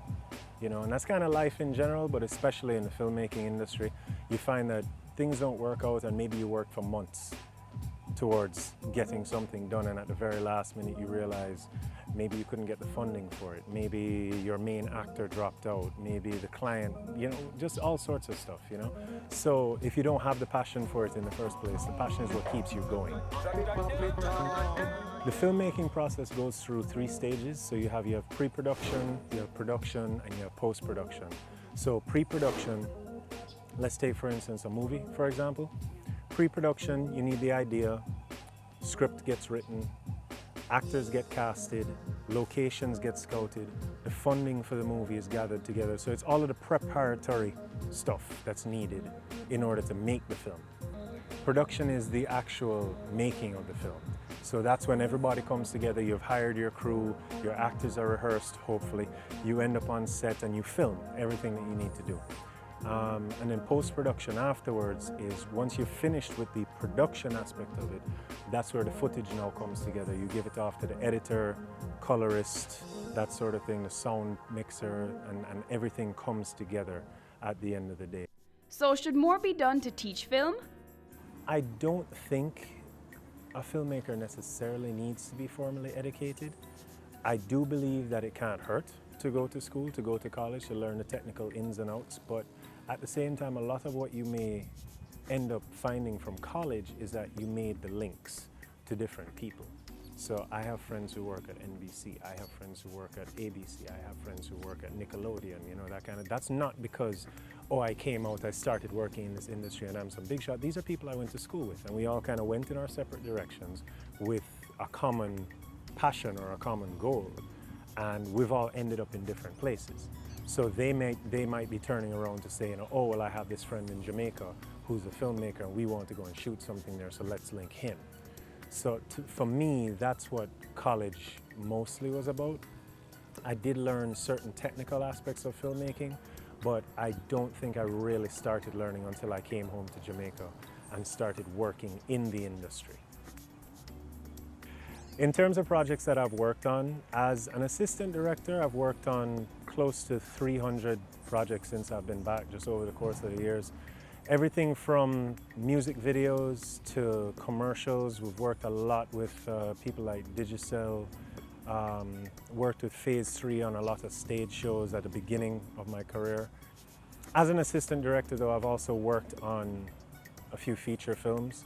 So things from Ras Casa. Ras Casa filmed 2 films years ago. One of them in Jamaica, was the assistant director on that, called Good As Gyal.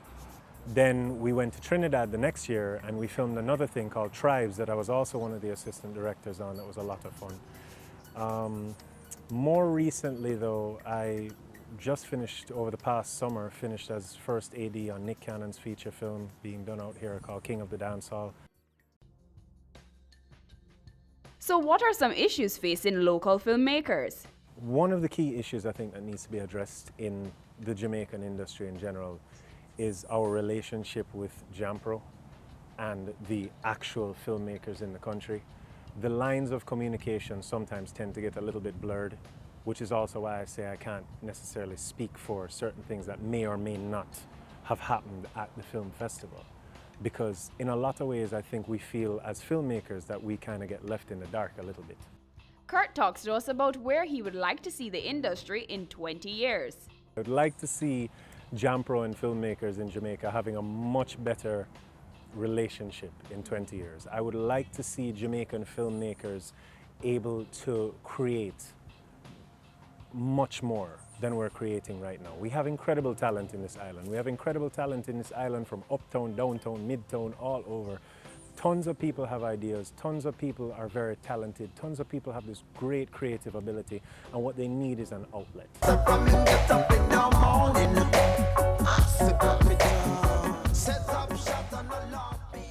My advice to newcomers in the industry would, in a lot of ways, tie into a lot of the things that we've said already. Just this, the stuff is there, the information is there, it's accessible. The equipment is there. It's not always the cheapest, but you don't always need the most expensive thing either. As I said, and I can't believe I'm about to say this, but if you have a good cell phone, you can film something. It may not be the best thing, and I hope it wouldn't be the best thing you ever filmed if you shot it off of a cell phone, but the fact is you can also plug a mic into your cell phone's headphone jack, and that'll work as your audio, you know? So there's ways around certain things. Google, YouTube, all of these things have information ready and willing, which is also why I don't think it's necessary to go to school straight off. But if you feel as if you can't afford to go to school, but this is an industry that you're interested in, then put in the work. That's it this week on Cameo. Where will our film industry be in 20 years? With the continued efforts of our local filmmakers, the sky is the limit. Until next week, I've been your host, Amitra Fasad Webb.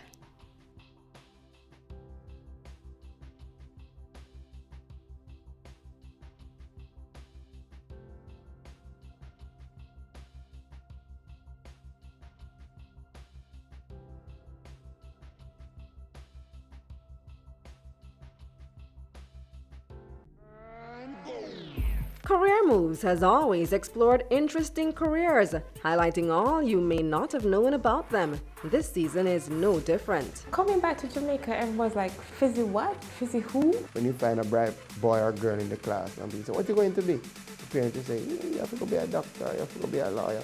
Nobody says you have to go be a politician. Let me see your hands! Tune in Tuesdays at 8 p.m. on Business Access TV.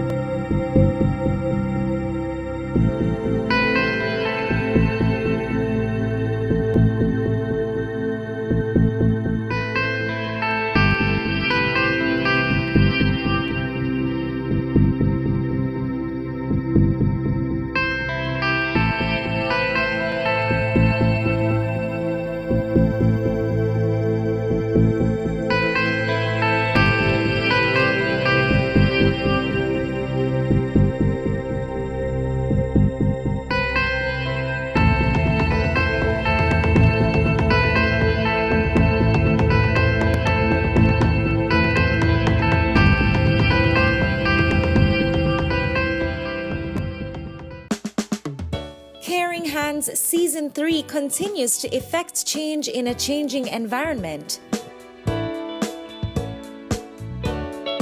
Many of us were raised by grandmothers, right? So, I mean, we know the wisdom that these people have. Going beyond business. The little leaders of today are our leaders of tomorrow. And with the proper education, we'll have very good leadership coming from that. That's Season 3 of Caring Hands, creating change and shaping lives, every Sunday at 5:30 p.m. on Business Access TV.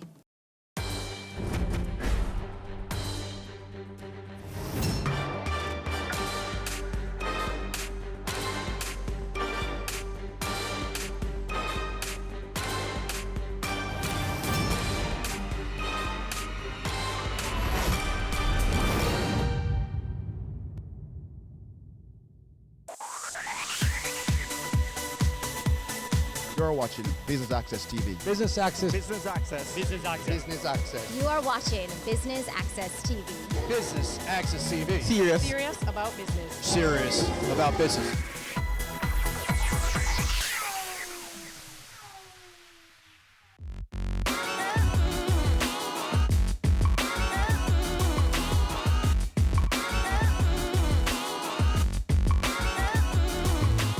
The BPO industry is one of the fastest growing industries in Jamaica. Hundreds of young people were introduced to various BPO companies at the Jampro BPO Career Fair hosted at the University of Technology. Business Access TV was there to bring you the highlights.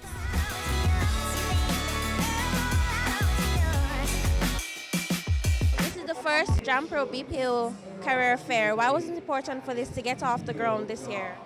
Because I think a lot of people have a really erroneous idea of what BPO is. They think it's just about call centers and sitting in a room with telephones, when actually it's interacting with technology. It's all about customers, but it's about what does the customer need. So sometimes the customer needs tech support, sometimes they need help with a legal matter, sometimes they have an accounting problem. So it's all different types of problems that BPO deals with. Okay, what would you say is the relevance of the BPO industry in Jamaica? Well, hugely relevant. It's the fastest growing industry we have. For the last 10 years, BPO has added each year between 5,000 and 10,000 jobs. There's no other industry in Jamaica today that can say that. So, and it's here and it's accelerating, and that's what's great about it. What would you say is the overall goal or the aim for the career fair today? We want to expose young people to the realities of BPO. We want them to hear from their peers, from their fellow young people about what it's like to work in industry. We want to demystify the industry for them. We want them also to hear from some of the successful and expanding companies here about the job opportunities. And we want some of them, those who want to get signed up to a real job.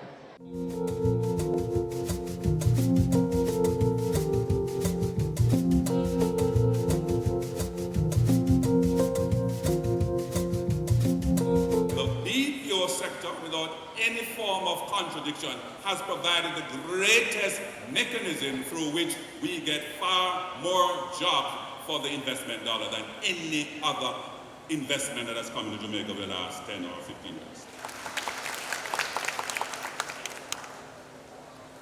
So we want to spend time this morning to help you students to make a distinction, therefore, between business process outsourcing and call centers. So not just a call center where just answering persons, making queries, making complaints.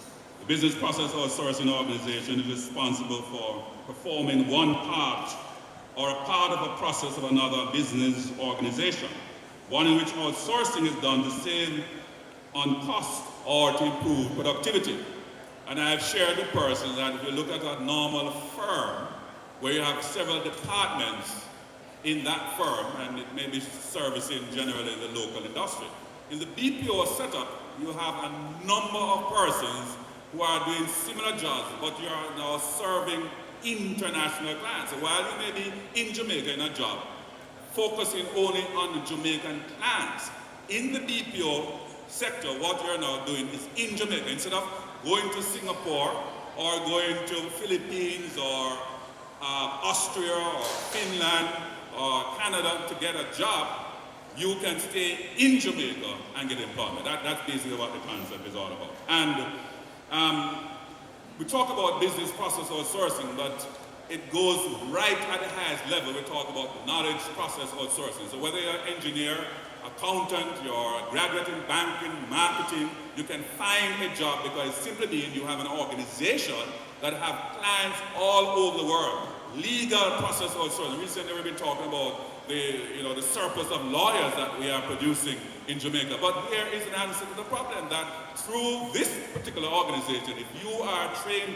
lawyer, there are legal services that are required internationally that we can provide for the world right here in Jamaica.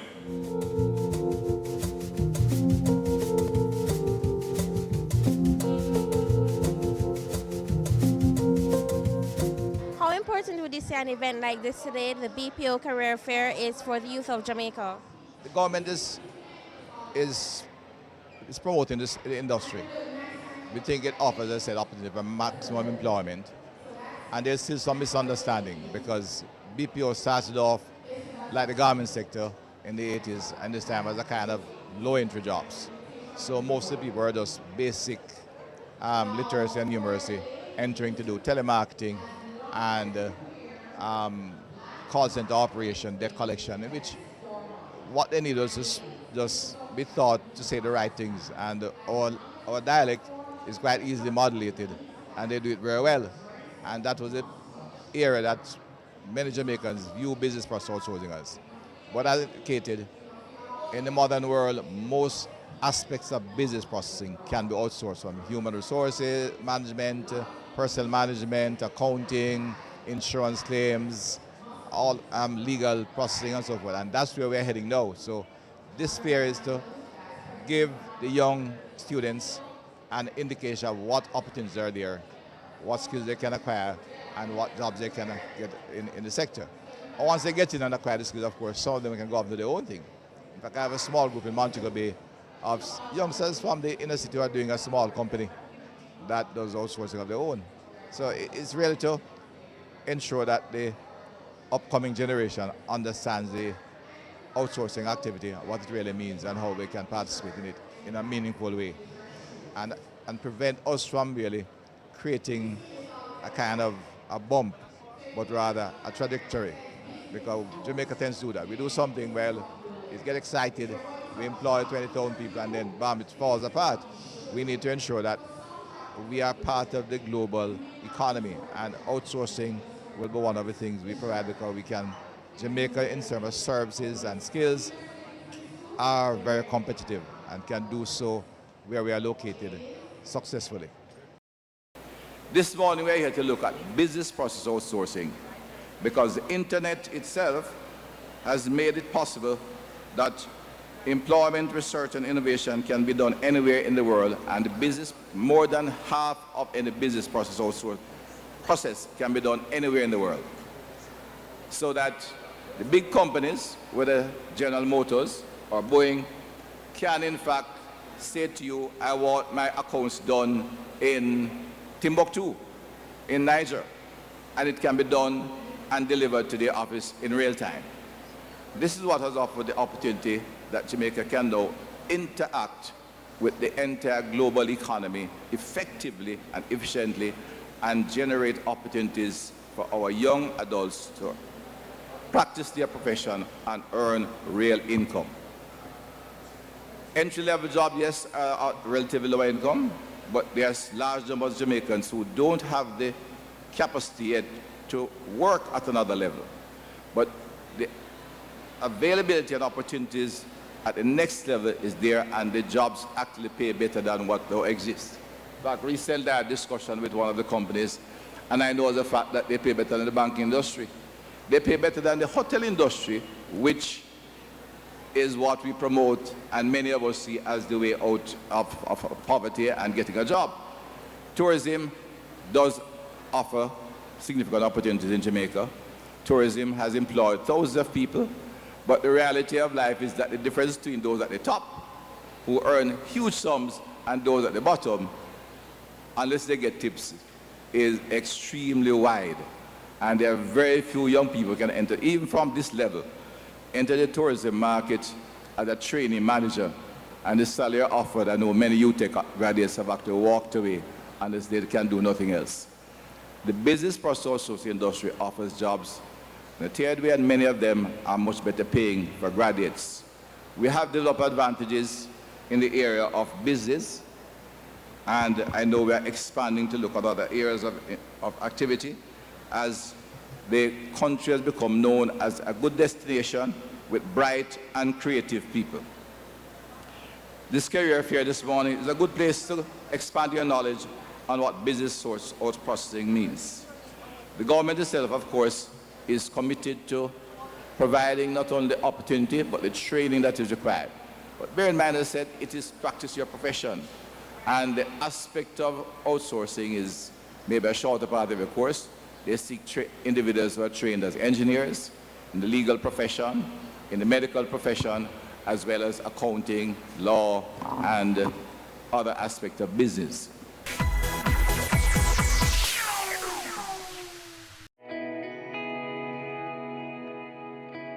Violence is bad. Violence against our innocent little children is terrible. Pretending not to notice when we know or suspect that a child is suffering is awful and morally wrong. In the words of the great Nelson Mandela, there can be no keener realization of a nation's soul than the way in which it treats its children. Think about that for a second. I have a voice. It's one of my gifts. I intend to use it on behalf of our children. No more violence against our children. Make your move to stop violence against our children right now. No more. No more. No more.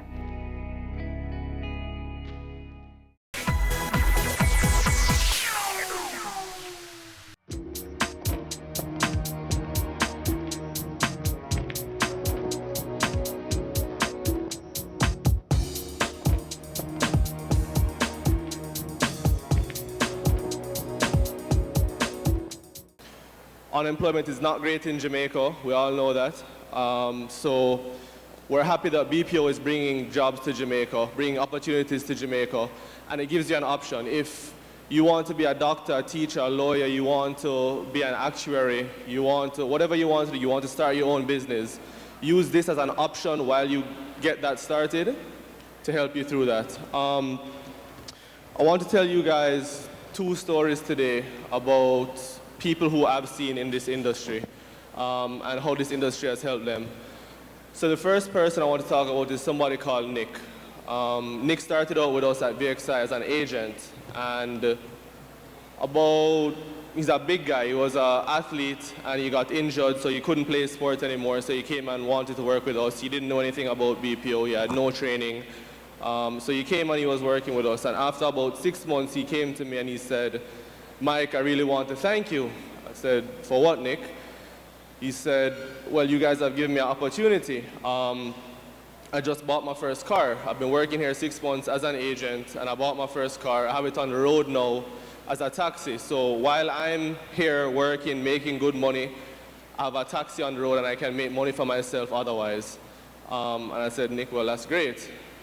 About 3 months later, he came to me again. He said, "Mike, I just put my second car on the road."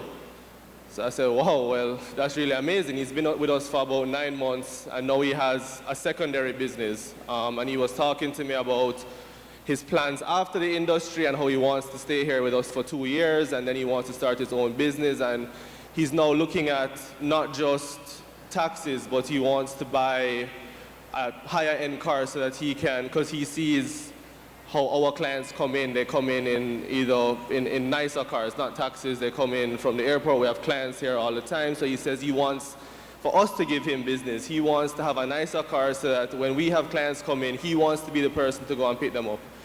So that's one quick story as to how this industry has opened up a door for somebody to start their own company outside of the industry. He was working with us. He continued to work with us and was able to start his secondary business. I know a lot of you in the audience definitely didn't have BPO as something on your mind when you were growing up. You may not have had it in your mind until maybe just today. But as I said, it's an opportunity, it's a chance for you guys to make some money, get a job, get good experience. You heard how you're speaking to overseas people. It's a great, great, great opportunity. I encourage everybody here, no matter what you want to do, if you leave school and you don't have something right away, take a look at any single outsourcer. It's a great opportunity for you guys to get experience. The second story is about a person who was a coach, and we identified this person as a high potential individual. So what a coach is somebody who, they're right above the agent level. They give advice, they listen to calls, they help you along, help you to get better as an agent. And so this person started out as a coach. We've been open at VXI for 1.5 years. She started with us 1.5 years ago. Very quickly, she moved from a coach to a team leader, so she was now responsible for 14 people. helping to develop 14 people. Many people off of her team were able to be developed as well and grow into other roles. They were able to grow from agents to coaches. She then moved to an operations manager from a team leader, and she's now an associate director in the company. That all happened within a year and a half. There's not many industries, whether in Jamaica or the rest of the world, where you can have that kind of growth that quickly. You hear a lot about the jobs that come into Jamaica from the BPO industry, and everybody kind of thinks of them as agent-level jobs. But we have about 650 agent-level jobs at VXI, but we have 900 employees. That means that we have over 250 support jobs. So not only do you have an opportunity to be an agent and earn some money there, but you also have an opportunity to grow into a leadership role, which is really what my hope is for every single person.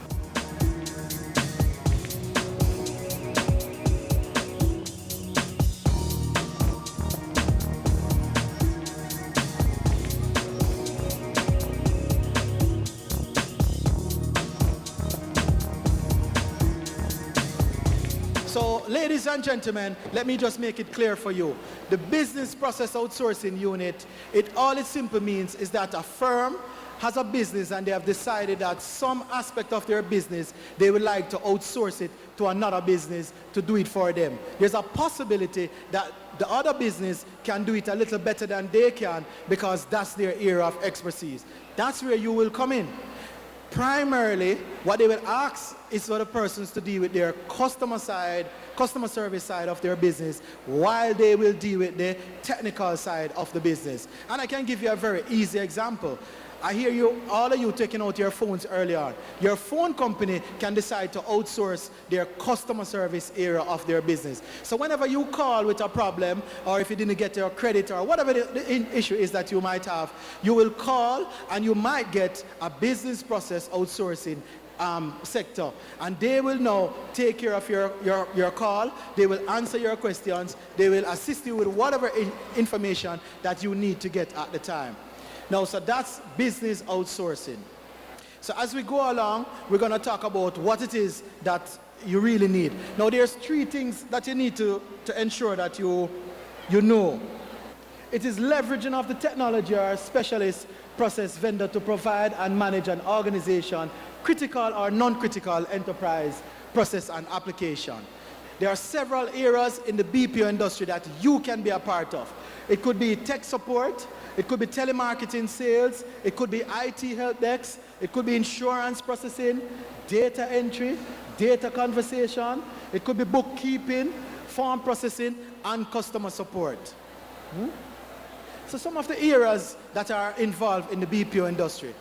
Now, in the customer service area, you could work in the customer service area and be asked to do voice over email. Yeah, there are times, many of you, I'm sure, have gone online and you have seen where they'll tell you that help is available online and you can type and talk to somebody online. That could be a part of the BPO industry because that side of the business could have been outsourced. So if you have the ability to type fast, to type, good use of the English language, then you could work in the BPO industry.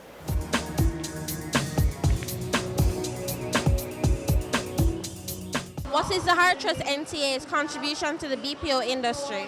Well, we have a partnership with the Business Processing Outsourcing Association of Jamaica. Our primary role is that we are actually providing training and certification for persons who want to enter into the BPO industry. So right now we have three main types of training programs that we are doing. We have a customized program that is offered over 3 weeks. We also have a job qualification program that we offer for 6 weeks. And we also have our NVQJ, that's a national qualification program, vocational training program that we offer over 9 to 12 months for the BPO industry. What plans does the Hearttrust NTA have to contribute further to the BPO industry in Jamaica? Well, we actually have additional plans, not only in training, but also to break ground. We're actually putting together certain plans to break ground right now to create a BPO finishing school where we'll be able to, better able to provide persons with the soft skills that are necessary to work in the BPO industry.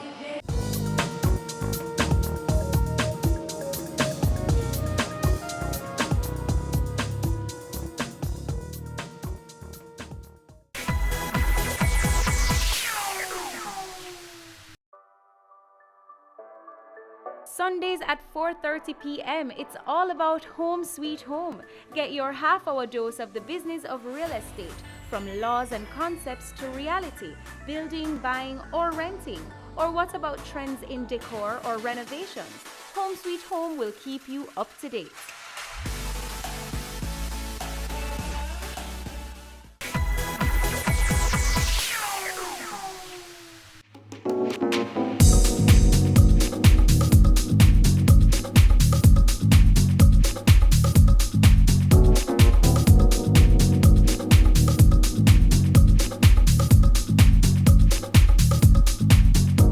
What exactly is the Avasan Foundation? We are a non-for-profit organization, part of Avasan, which is a global management strategy firm, and we are headquartered in Southern California, and the mission and focus of Avasan Foundation is in the space of youth empowerment, and we do that through education, providing vocational skill training like the ones we do in Jamaica, employment, getting them hired mostly in the BPO sector because it's a fast-growing industry, and entrepreneurship. Any of them who have the field to start their own business, we give them basic training so that they can put their ideas into action and create jobs. What has the relationship between the Avasan Foundation been with the BPO industry in Jamaica? Fantastic. Our partnership with them, so I always say we have two key stakeholders. One is the youth that need to do the training to get the job, and the job creators, which is the BPO sector. I feel very blessed and honored that Jamaica, first of all, has welcomed us with open arms, and the BPO sector has really embraced us. They've given us the opportunity to hire our youth. They give us their trainers. They help our students to come and experience what the industry is about through site visits, and they hire our students when the training is done. So it's a fantastic partnership, and I'm absolutely thrilled that we have this here in Jamaica, and it's only growing.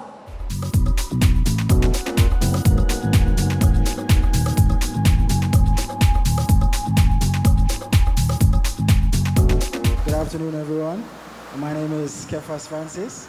I am 23 years of age. I graduated from the Avasan Training Initiative in 2016.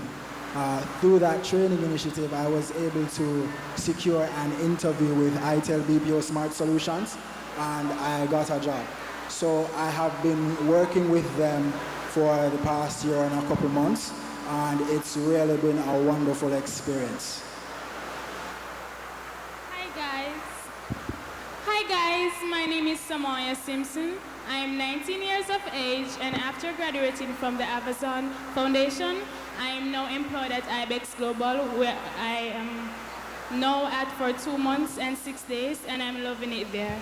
And when did you graduate? Just 2 months ago? Yes. Hi guys, my name is Ricardo McCarthy, and I'm a graduate of the 3rd cohort of 2016. I was employed by Conduent last year, and I've been working for over a year with them. A great experience. I'm 22 years old, and I really love BPO. Thank you. My name is Shanika. I was actually a graduate, same cohort as Ricardo, and I started at HGS, which is customer service, and then I moved to VXI, which is sales. The reason why I chose to move to VXI was because, you know, sales, it actually pushes you to be more competitive, and to be honest, sometimes it's better you change your experience so that you can be well-rounded, basically. So that's my experience. Hello everybody, my name is Traverse Evans. I'm a graduate of Avasan from the 2015 the pilot program, so I was the first graduate. I've been employed at HGS for 2 years now, and I've been loving it. HGS is my second family. Thank you all so much. I think what will be interesting is for you all to talk a little bit about your experience at each of these BPO companies, because for these students here or the potential future employees, they need to know that there are so many BPO companies, and what is it that makes it so unique about each one of them.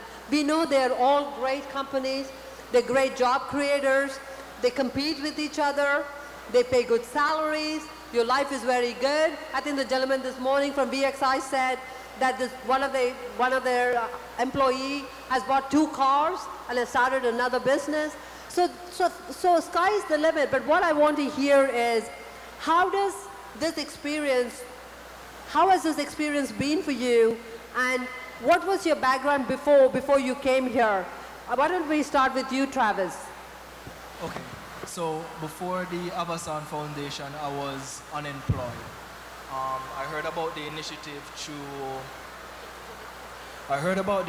through a youth group that I was in within my community. From the training, I graduated to HGS, and from that point, I've been there. Working in a call center can be hard at times. It can be difficult, but it's good to have a sound mind and enjoy yourself while you're doing it. Where I'm at, it's like a second family. I don't feel like getting up and going to work in the mornings. It's like getting up and going to a second home, because everybody there is just my friends. I can just go and speak to anyone that I feel to about any issue that I have. So Shanika, tell me, what is the difference? Tell the audience, what is the difference between customer service and sales? And why do you think you wanted to have the other experience as well? All right, so the difference between customer service and sales is with customer service, you actually get to, help persons. You have to, become their friend. Hey, what's going on for you? What's happening today? You have to, soft skills, you have to build rapport with them. With sales, on the other hand, it's a little bit more, exciting. They call in, hey, I'm looking to get some services. How can you help me? Okay, great. I'll be more than happy to help you with that. What are you looking for? So you're basically trying to be their friend so that you can, get their, you can gain their trust, and so that they can give you some, personal information that you would need to get your sales. So to me, I love customer service, but as per sale, it actually pushes you to be, competitive, because, that person has 3 sales. Hey, listen, I want to be top of the group, so I want to get 5 sales. So it pushes you to be competitive, and, of course, when you get your sales, you get your bonus, you get, as he said, you get some gifts. They give away microwaves. You just feel so good. Actually, where I'm at right now, tonight, they're going to have a Halloween party. So, once I leave here, I'm going to go on and get my costume on, and I'm going to enjoy myself, because that's what we do at call centers. We enjoy ourselves. So you come, it's a very good place to be. You make a lot of money, and you enjoy yourself while doing it. And it actually helps you to speak very nice, like myself. So, yeah. That's something to take into account. When these youngsters came to our program, not all of them were speaking English fluently. They were speaking a lot of patois. And we don't allow that. The BPO industry does not allow that. And hear them speak. They speak so well, so professionally, and they speak perfect English.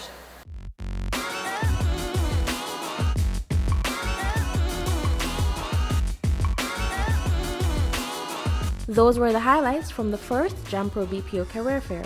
Thanks for tuning in. You're watching Business Access TV, serious about business.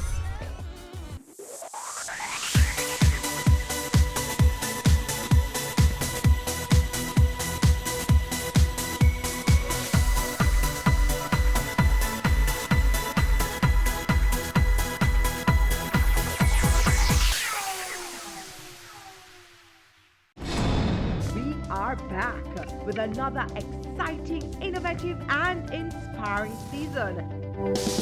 It takes a lot of stick-to-itiveness, being consistent and persistent in whatever you're doing. That's the bottom line. Business exists to add value to people's lives. And if we're not doing that, might as well knock down the store and just call it a day. It's a season 3 of Creating Wealth, Mondays at 8 p.m. on Business Access TV.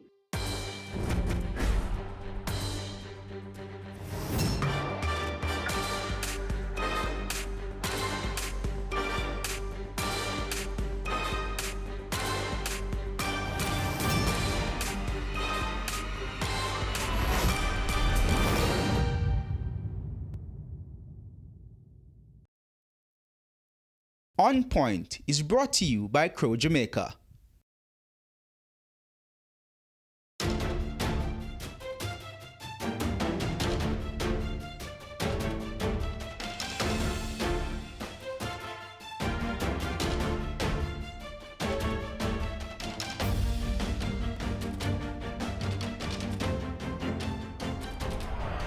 Welcome everybody to On Point for one more week. I'm your host, Patria K. And I'm Dennis Strong. And we've got a lot to talk about. Let's recap the week. Big things for you this week, Dennis. The biggest thing for me is the start of impeachment process, or Nancy Pelosi announcing that they're going to start the impeachment process for Donald Trump. And over 160 Democrats in the House now support it. I don't know whether or not that's going to go far. I mean, they've been inching towards him since the actual election happened. It's been how many years now, and he's still in there and batting but strong. The difference now is that he's on camera admitting that he actually did have some breach in terms of his talking to the Ukrainian president about investigating his political rival. Well, we watch that and see how it plays out. The biggest thing for me certainly was what happened in our transport sector right here at home in Jamaica. One taxi driver dead, one JUTC bus driver dead. The system virtually crippled for an entire day. There's this issue of violence that we have. There's an issue of the inability to solve disputes. I mean, talk it out, don't fight it out, whatever happened to that. It all escalated because people had a dispute on the road about passengers. But, you know, I wasn't surprised when I heard it. I wasn't surprised about it. I've commented in the past that something like this is going to happen. We have very indisciplined behavior on the roads. And I think at some point in time, the road rage was going to converge with the violence that we have in the society. The problem that we have is that we've just let the indiscipline gone too far. Indiscipline, violence now is a way of life. You know, the authorities have just ignored the thing for way too long. Commendations, I think, have to be given to the folks at PSTEB who stepped in the gap as best they could on the morning of the strike of the JUTC bus drivers. They could have been seen on the road with their police buses, recognizing the vulnerability of our students who would have been at the bus stop waiting to go to school and picking them up and giving them a free ride to their schools. And I think we give them a beat up when they deserve it, but the commendations must also go to them as well. As I've always said, I think that Kevin Blake was going to do a good job. I mean, maybe it's a good thing that we have him there now rather than the person who was there before. You know, but Blake, someone I know very well for a long time, and I've always thought that he was going to do a good job at PSTEB. Well, absolutely, I absolutely think they did so on the morning of that strike. Any other matters at home that stood out for you this week? Well, for me as a Jamaica College old boy, I mean, former Minister Will Reid, you know, his comments and the news that was carried that he was trying to get back his job at Jamaica Standing his ground that he's not resigning. You know, I think the problem that we have with that sort of thing, I see it as a tactical decision on his part, but I've always lamented the fact that our labor laws need reforming, and that was a part of one of the things that should have been done under the IMF agreement, that we have failed. Both administrations have failed to deal with it, to reform the labor market, I think because of politics. Well, old boys are very involved in what happens to their school. I know you love your Jamaica College, and you will have a say in what happens next. And it's going to be a battle in the courts, The WhatsApp groups are very active. Yes. Well, so much for what happened in the week. Let's talk about what's happening in the show. We're taking a look at climate change, more specifically climate crisis. Is that where we are? How is Jamaica being affected by the change in climate, and is it unsolved? Are we at the tipping point? We're talking about it on Point. We'll look into that a bit more later, but first, let's take a look back at some of the top business stories of the week. At number 5, the world's oldest travel company, Thomas Cook, collapsed last weekend, leaving hundreds of thousands of holiday makers stranded around the globe, including some in Jamaica. The company folded under a pile of debt after trying unsuccessfully to secure a rescue package from its lenders. Meanwhile, the United Kingdom's Civil Aviation Authority said Thomas Cook had now ceased trading, and the regulator and government would work together to bring the more than 150,000 British customers home over the next 2 weeks. And at number 4, Jamaica's tourism ministry was left reeling from the possible fallout locally from the Thomas Cook collapse. Tourism Minister Ed Bartlett said Jamaica is likely to lose about 8,000 visitors and $10 million in revenue from the travel company's closure. At number 3, the latest figures from the Statistical Institute of Jamaica Statin show that Jamaica's import bill rose for the January to June 2019 period. Jamaica spent almost $3.3 billion in imports, an increase of 13.3% when compared to what was spent during the similar period in 2018. Your number 2 story this week is the chaos that ensued in the corporate area on Tuesday following strike action by Jamaica Urban Transit Company JUTC bus drivers. The drivers walked off the job after a colleague was murdered. This left thousands of passengers stranded. The police had to chip in to get some commuters to their destination.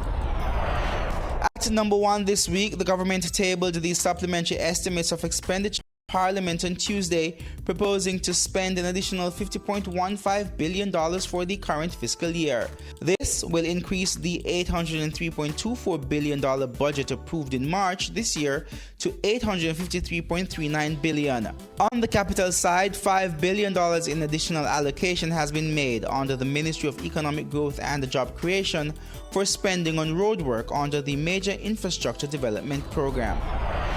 When we come back, the climate crisis and Jamaica's fight to survive after the break.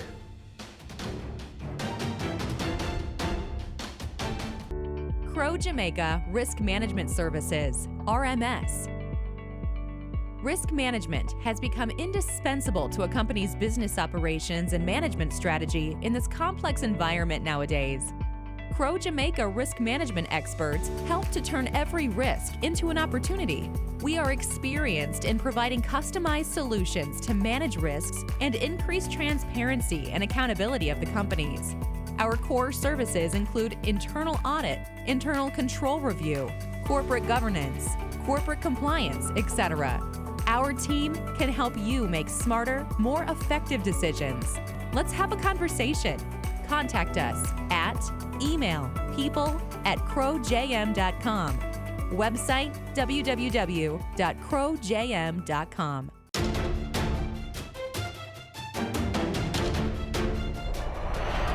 Welcome back to On Point.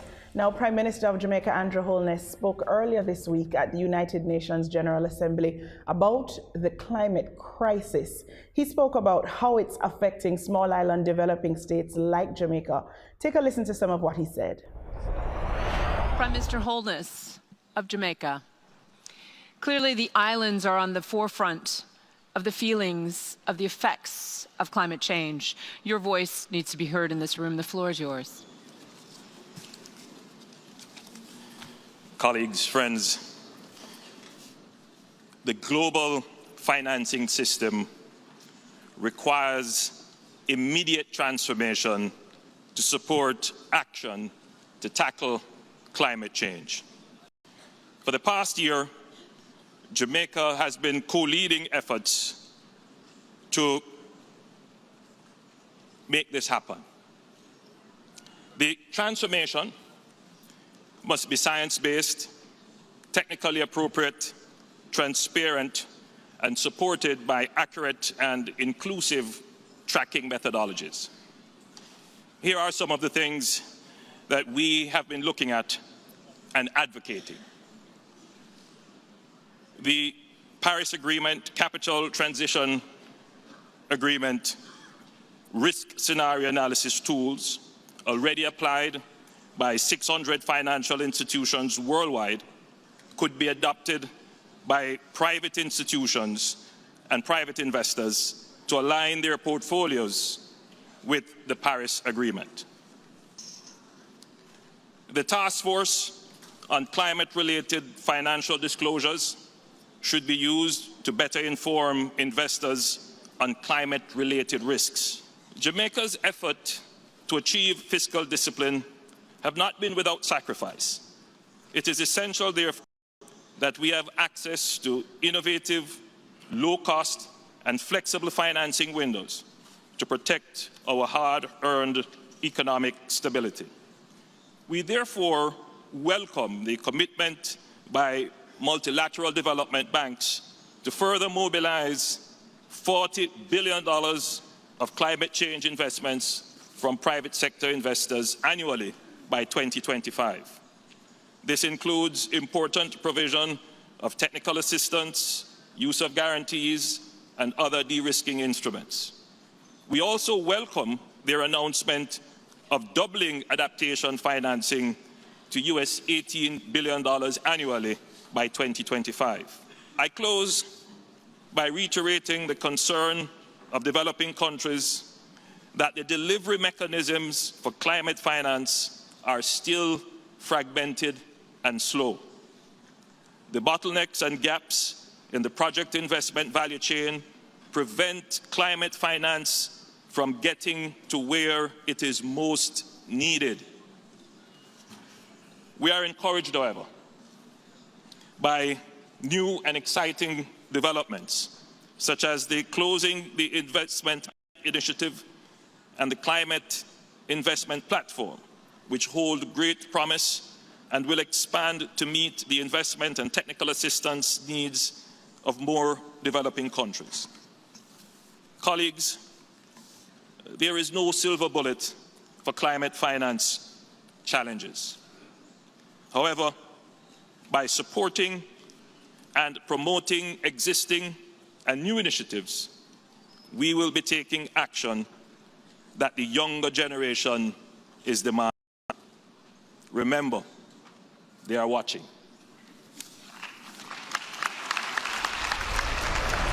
All right, and joining us now to talk about the climate crisis and what Jamaica is doing to adapt to the changing times, we have none other than Senator Pernell Charles, who is the Minister without Portfolio in the Ministry of Economic Growth and Job Creation, and Indy McClymont Lafayette, Communication Specialist for the Adaptation Program and Financing Mechanism for the Pilot Program for Climate Resilience. Ladies and gentlemen, welcome to On Point. Welcome to the show, folks. Well, let's get right into the conversation because I want to start out with this climate crisis label. Yes. Would you describe it as such? What we do know is that we have significant challenges. The word crisis itself is a word which you have to be careful because it really tugs on you emotionally and may cause persons to have the wrong response in getting scared instead of being prepared, though they should be scared. Mm-hmm. We, like many other small island developing states, are at incredible risk. We are vulnerable because of our geographical location. We are vulnerable because of our size and many other characteristics which cause us to have no other choice but to recognize the reality of the intense systems that are impacting us and to use every means possible to get all on board in preparing proactively to be able to not just respond, but to withstand the impacts. You've seen the unfortunate results of climate change and the impact across the Caribbean region. But let me ask though, Indy. I mean, I totally agree with what the minister said, but based on what we're seeing globally and the new studies that have come out, aren't we in a crisis really? I mean, they say we just have a few more years before this thing is irreversible. I would say what jumps out for me is the whole issue of urgency and the need for urgent action, especially for small island developing states like us. Because the reality is, unless the global community to certain targets, we are going to continue to feel the Dorians and the Marias that we have been having and not been able to withstand. So that is where the crisis comes in for us. We have to be very vocal internationally in asking for the 1.5 target to be met if we want to survive as small islands. So I would say, as small islands, yes, it is a crisis of survival. And that's where our governments have a challenge. The urgency is required not only on our part in saying, look, we're being affected, but the urgency must be recognized by the bigger nation states, the global village, that we are the ones that we're seeing Hellshire disappear. We are the ones that are having the coral reefs disappear. We are the ones that are getting hit by the Marias and the Dorians. Yes. Are they seeing it as a matter of urgency? No, I believe so. I think that you have several partners globally who recognize the importance. And our Prime Minister, as you rightly said, is right now at the UN General Assembly as one of the leaders in the discussion around climate financing, together with France and Qatar. We are representing the small island developing states. The response has been so far, I think, positive, but there's so much more that is needed.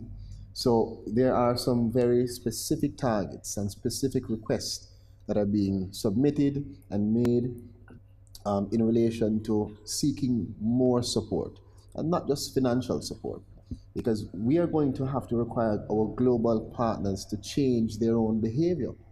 We are the most affected, but perhaps the ones who contribute the least. What do they do that harms us? A lot of it goes down, I think, to industrialization and just practices which cause the greenhouse gases and other things which harm. And the world is connected. It's one big interconnected world. And so if you affect the planet to the west, those to the east will feel it. So how then do you look at capitalist world with the billions of people and say, hey, my 3 million's over here and you're affecting me? I mean, as you said, what do they do that harm us, right? Really and truly, if the US, China, India, which are the main emitters, change quite a few things in terms of energy consumption. Yes. That is a big thing, oil and phasing out oil, going more to green energy. And renewables. Right, those are some of the things that are priority, because the reality is small islands, the Caribbean, we only contribute 0.8% to global emissions. So if everybody did everything that we're supposed to mitigate and adapt, it's only 0.8%. It's starting though, we have to recognize that. It's starting, because you ask what the response is. And I can tell you, I'm just coming from China 1 month ago. I was there. There is a lot of work to be done. But we must recognize that the improvements in terms of the introduction of renewable energy technology and targets that have been set for us to improve the energy efficiency, those are global targets. But you have folks who are going to listen to us talk and say, we can talk about this academically all we want, but when you've got the head of perhaps one of the largest developing countries out there questioning whether or not climate change is real, what real action can you get out of the United States if the president doesn't even believe that this is a real thing? There are various ways to interpret your understanding of a particular definition. Regardless of that, I always examine the practical realities. And I think that the United States, despite the varying understandings and conclusions that have been drawn, have to face the fact that there must be better use of energy. There is obvious impacts, whether you want to call it climate change or not. There are obvious impacts and consequences that arise from our actions. And like everyone else, we are going to either have to do it or be compelled. But Minister, they're not doing it. And therefore the question, Indy, is that based on the time, and I'll get down to the time again, the time that they say is irreversible, and the attitudes that are out there, do we have enough time to save the earth? That's fundamentally what it comes down to, Well, according to some of the scientific reports coming out of the Intergovernmental Panel on Climate Change, there's what's called a tipping point. Right. And if I'm correct, I think it's over a 20-year span, but that gap they're saying is closing. But they said it's another 10 or 12 years to go. Right, are melting more quickly. But I think, so yes, the time window is narrowing if we don't really get serious now. And the case of the US is a special one, because what we have to note is that the US has not gotten out of the Paris Agreement yet. despite what Trump says, the way Obama They're still did signatories. they could not come out so easily. So it's still effective until the end of his term. What he has done is cut funding for some climate action. Which makes a difference. Yes, it does, because for the international target, one of the key targets they wanted to reach for 2020 was 100 billion, so that they could split that to help. 100 billion yes. dollars? Yes. Yes. Split that to help cover both mitigation measures internationally as well as adaptation, which is where we as small islands would get more access to funds to adjust. So now they haven't met that 100 billion target. So I get, and so that does raise the question. So what's the implication of not meeting that $100 billion target? That is really it's close. two things. They're behind on the target, and in terms of the global emission, in Paris, when the agreement was signed, they were saying working towards 3% reduction. The Caribbean islands want 1.5. The reality, the scientist says, is that we're closer to 4. So the priority is still Therefore, behind. what is the implication? So for the man on the street, when you're talking to him, what is going to happen to him? If you don't take care of your woman, she'll leave you. Yes. If you don't take care of the planet, it will leave us. The planet is a living creature. And the small it's all islands, interconnected. the small and we as islands humans will be removed. If we don't will take care go of it. first. It's simple. It only takes a trip to Hillshire for you to feel in a real way. Have you look back on your pictures from 20 years ago. Forget the pictures. And you see, but you your own have to juxtapose it. If in 6 months you go there and you can visit, there is no sand at Hillshire anymore. But there a lot is of, no a lot of sand. that, a lot of that is also for us to do. So I understand the necessity for our partners who are perhaps the main contributors to be compelled to help in our building up of resilience, because that is what is required. We don't want to be responding. We need to build up and adapt and create the capacity to be able to withstand the impact. Now, but we have a lot more to do here as well. There's a positive story about some fishermen on somewhere along the coast who actually rebuilt the coral reefs. Oh, that's Discovery Bay. Yes, we have a number of those. We have a number of those across the country, and White the program River. we're involved in. A part of our project, we provided funding for White River Fishermen's Association, and they planted 1,000 pieces of coral, baby corals, and they are reforesting the reef. It's a fantastic project. But that's dropping the bucket. Yes. But it's important. I mean, I don't want, because a lot of the persons I speak to take the stance of, well, what I'm going to do won't make a difference. It will. And we must create that narrative and push that sentiment. Every nickel, every drop in that bucket will count, okay? But it still means that we have to have massive policies and we have to have a very clear understanding as to where we're going to go with the planet. I want to just put something on the table. I was a part of the team that went to the Conference of the Parties last year. And what I know the Climate Change Division has been doing, it's twofold. It's encouraging us to do all that we can to adapt, because internationally they ask everybody to do that. But there's one issue that I know that they are pushing for, which is called loss and damage. And it is where countries like the Bahamas, who you put in everything and try to adapt, but then there's only so much preparation you can do. A Dorian comes and wipes you out. Putting in some funding there for those countries to help them come back, build back. Who would contribute to that, Will? Everybody, mostly the developed countries. But even nationally, we're trying to do that now. Because, part of our discussions here are to ensure that we have funds that are earmarked to be able to respond to that kind of disaster. People have been having issue with our contributions to the CRIF fund, saying we keep pouring this money in the fund, but the kind of devastation that's required for you to draw down on those funds, we haven't been able to. So flooding has cost us a lot.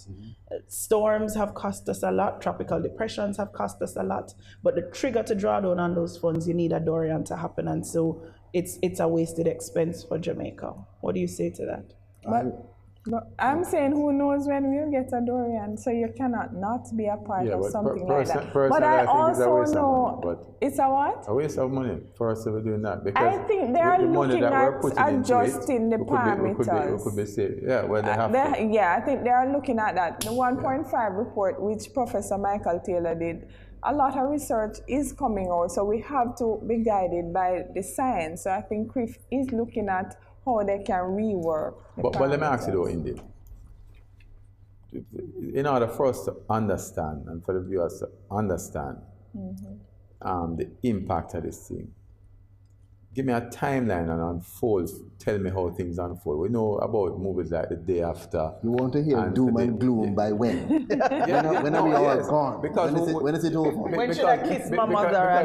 This is the urgency we're talking about, and we have to put it in cold reality for people. I don't know that you can give any specific timelines, but one thing that we can take into consideration, it's what's called climate departure, and they're still doing research on this. But a study came out a few years ago which indicated that Kingston will be one of the first cities in the Caribbean to experience climate departure, which means that each year we get successively hotter.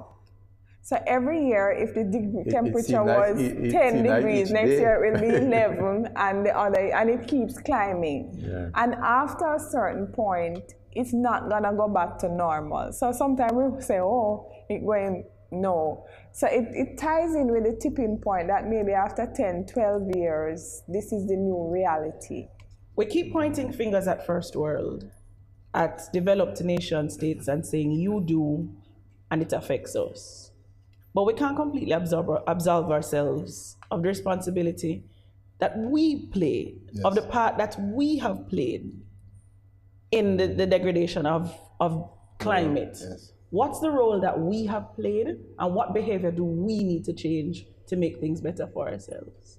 It's one planet, yeah? And, you know, it doesn't take too much for you to even look on how much garbage, you know, Dennis, you did it, how much garbage we have in the wrong places in our country. We have to have more than just enforcement, more than just legislation. There has to come a point where we all appreciate the requirement to change our behavior, or else. Indeed. As much as we sometimes cross Jamaica, I'll say that we have been doing a lot to position ourselves to adapt. Right now, we are the only Caribbean country that has 4 projects under the pilot program for climate resilience. And what they are doing is targeting both policy and vulnerable sectors to help us to build resilience. So for example, the agricultural sector, working with farmers to get them to adopt more climate resilient practices. So if you always plant breadfruit or banana, when hurricane to come and everything gone, put in pineapple, sweet potato, but you want pineapple every day, but no. you want the breadfruit. But be open to experimenting to crops that are more resilient. If we have St. Elizabeth, the drought, the farmers dying, but how do they adapt? What are some of the things they can plant that don't need as much water? The science, so you is doing some research with the farmers to help them to transition. Hold the thoughts. I want to hear about those 3 other pillars, and then after that I'm going to tackle you from the policy perspective, because you have a responsibility for water and we have a water crisis. We'll talk about it after the break.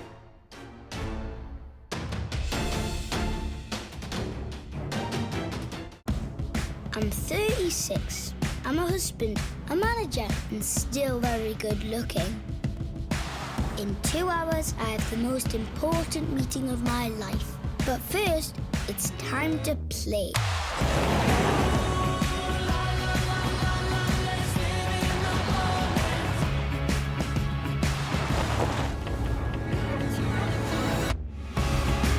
The new Suzuki Vitara.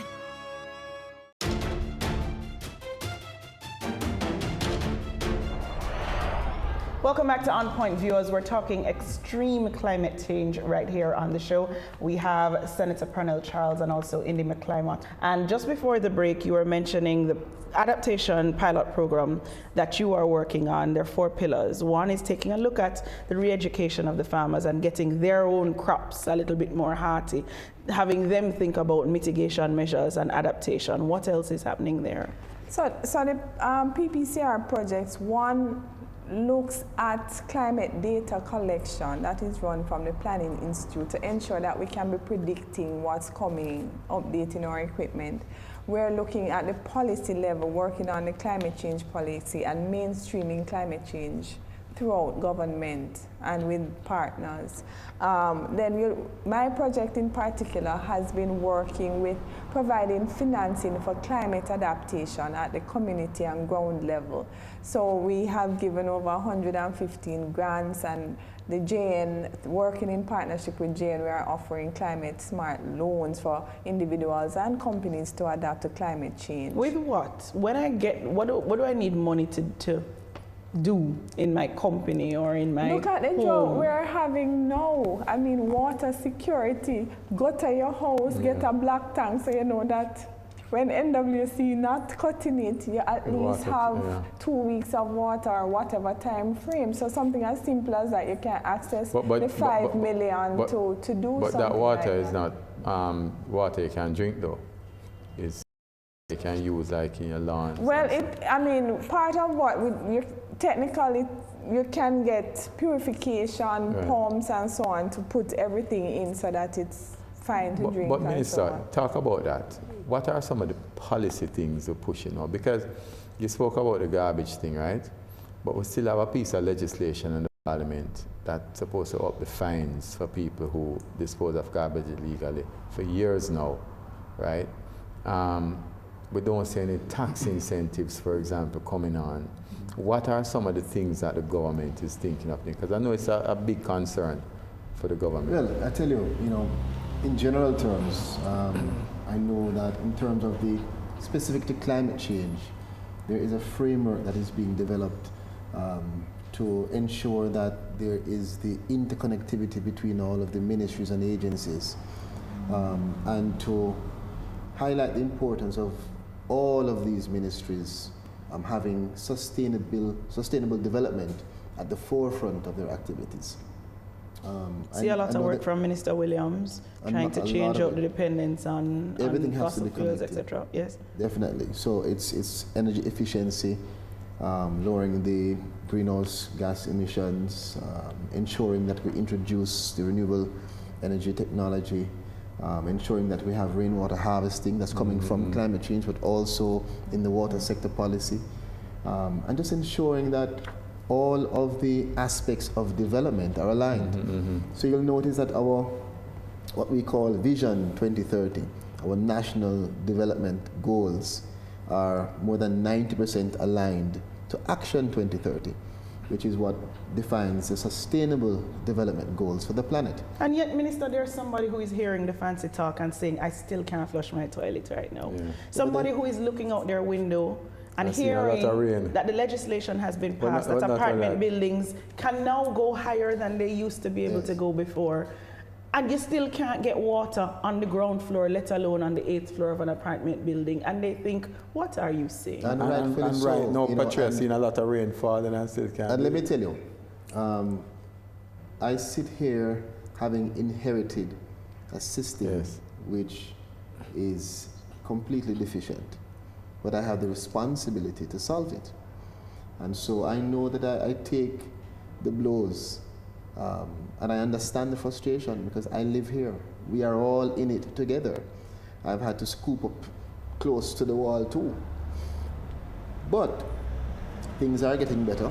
How? We have already started. We're working also with the within the ambit of the whole sustainable development and climate change issues to ensure that we do what is necessary to diversify our system, to put in place the investment in our upgrade of the water transmission systems, to build out better maintenance protocols so that you don't have one part going bad, and then you have 8 months delay and 200 people not getting water. And I hear you, Minister, but there are people who are going to say we are being as capitalist as the first world folks, because if we are going to pass legislation for example, the high rises, the allowing of the increase of the density of the apartment buildings, and say put on 4 more floors, no, but and not fix the water issue first. But while for the horse. While we do so, because remember, development it's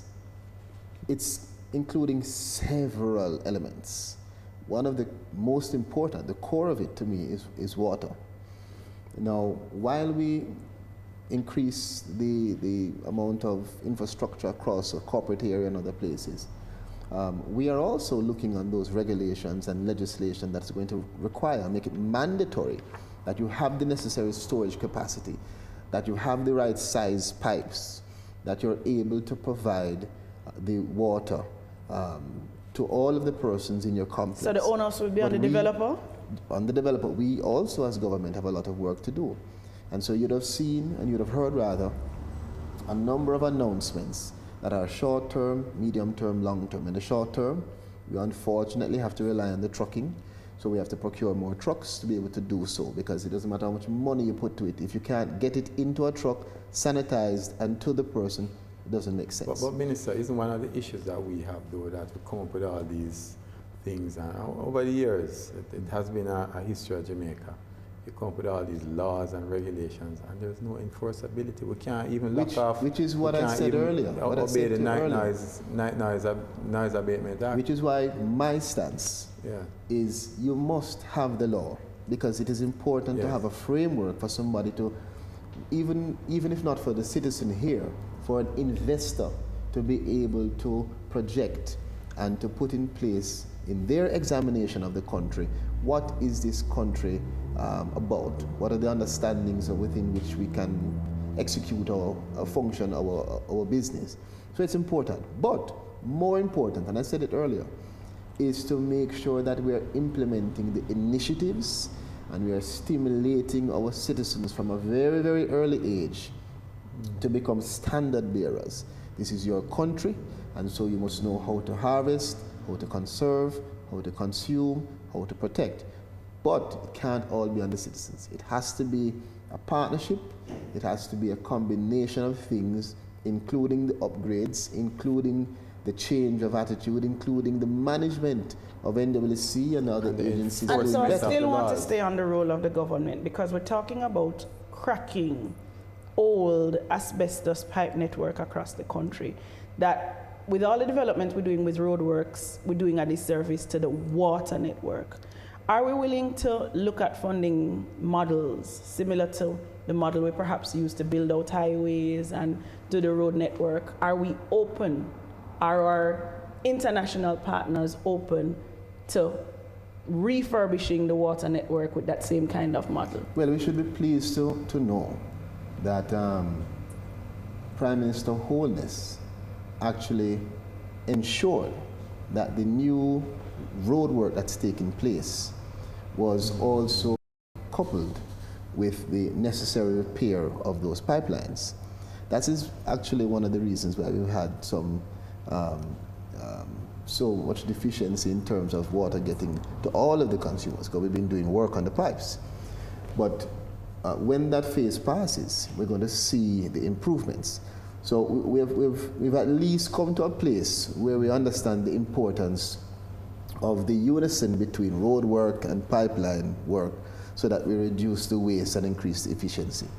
Now, to the other part, yes, right now we have evaluated already the cost to truly comprehensively upgrade our system, and it is said to be $3.5 billion US just for our water sector. Throughout the country? Throughout the country. I mean, we need 60 million gallons per day for the corporate area, 188 million gallons across the country. And for instance, one water treatment plant, which we're intending to do, which is at the final negotiation stages now for Rio Cobra content, costs 60 million US. To fix the pipelines from 6 miles going up, another 60 million US. So you get an idea of the intensity of the investment that is required. we are examining a number of options to define exactly what is the best approach to find the money, because it all comes down to us requiring a complete, comprehensive change. Because the longer we take, there is waste. Mark Barnett and his team from the NWC will tell you that so many gallons of the water I can tell that we exactly actually amount. collect is going to waste. Of what we produce, coming to you, Andy. We have what we call the non-revenue water. Right. And of what we produce, nationally they estimate that almost up to 70% is lost. In the corporate area, where we have high population density, pardon? Hasn't it been reduced from 70%? In the corporate area, due to this project which has been instituted in its 4th year now, partnership with Maya Jamaica, they've been able to reduce the corporate area from 63 now to 36%, a magnificent reduction. And so, you know, we'll see more water being available to the system, but much more is needed. Much more is needed. And you wanted to say? Yes, I wanted to make the point of policy, and we spoke about the gap between enforcement and what is there. But critically too, if we're gonna get funds internationally for some of the actions that we want, we do have to ensure that the policies are there and meeting the needs. And so there are quite a few when it comes to climate change that we're in the process of looking at. One of the things that the adaptation program is doing is a national spatial plan, which ensures that Jamaica's planning, it sort of merges with Vision 2030, but in a more detailed way. So looking at, okay, we have so many squatters across the island, and if that population continues to grow, how are we going to deal with that, with climate risk? Plenty of them squat on the river, and therefore when it floods, we hear how much drown. So how are we mapping that? And we're using the technology, we put in some online portals so we can sort of map some of these things, so we see 10, 15 years, where do we need to be, and we backtrack and say, okay, we need money for this because this is where we are heading. But Minister, that's another problem, you know. The squatting is a serious problem. You can't police the communities, you can't collect garbage in the communities because the squatting community is just not organized. I'm going to commit to coming back another time to talk to you about it, because we have a squatting policy. Yeah, but Minister, a part of the problem with the squatting, you know, is that over the years, politicians have encouraged people to squat. Name one. So that they can have votes in the areas. You tell me who is encouraging them. And you will deal with them. I'm in charge of it. I will deal with them. You deal with them. Tell me who. But the reality is that you're completely correct. Yeah. It causes us to have a dysfunctional system, and it impacts more the generations that grow up and grow into that area. It's connected to security issues, connected to environmental issues, and most importantly, connected to a psyche. Yeah. Just how you see yourself. So it's something which, from the perspective of the housing section of my portfolio, we're taking very seriously. I'd have to come back. There's a lot about it in terms of social housing and squatting, and what we're doing now is a national survey, so we can firstly get a full understanding of where we are.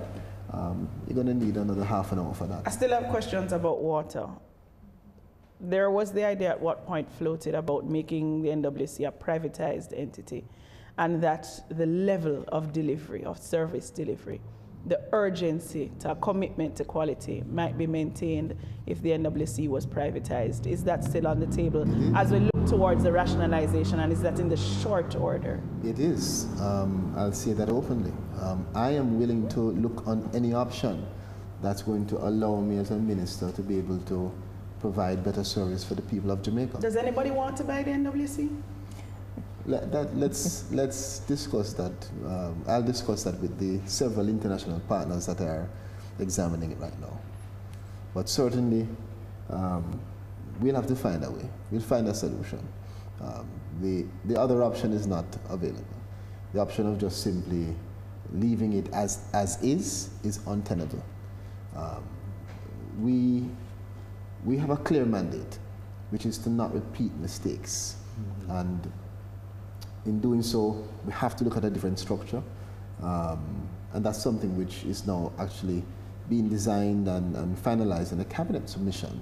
It should be before us very soon for us to really examine it in further intricate detail. Interesting experience from the University of Mona campus. We had the past principal on, and he told of digging their own well. Yes, yes. Digging their own well and solving a water shortage issue that they had for decades on that campus. Are we looking to those kinds of solutions? Because the catchment facilities right now, even with the rain, most of the major ones, all of the major ones are under 50% of capacity, even with the rains.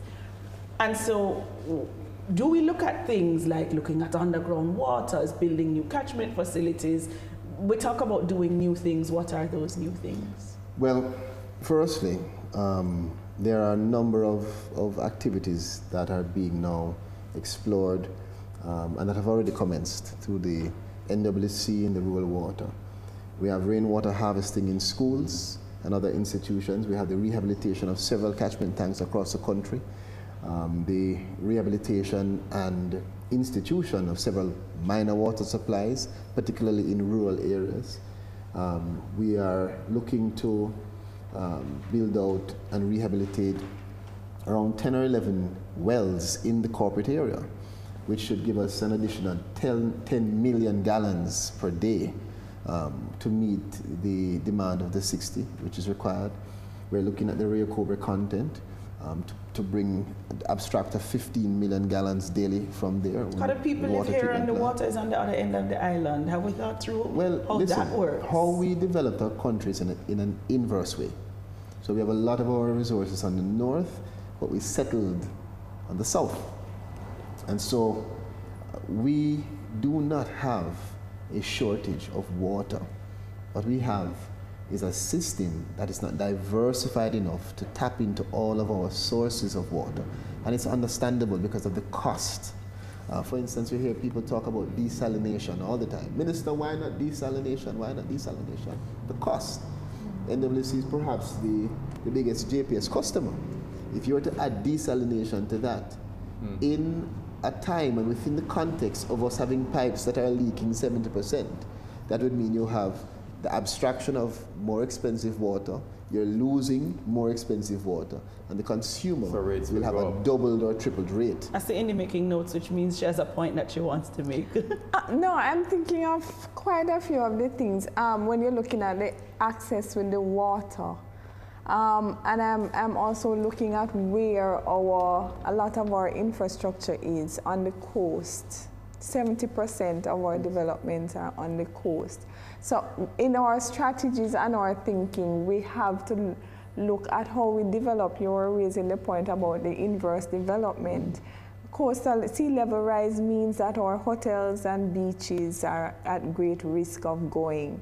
Our airport, I mean, we rehabilitated Norman Manley, however, it's still a great risk, you know, and so we have to rethink quite a few things in going forward if we really are serious about adapting. But isn't it policy issues though? Because you think about airport, I mean,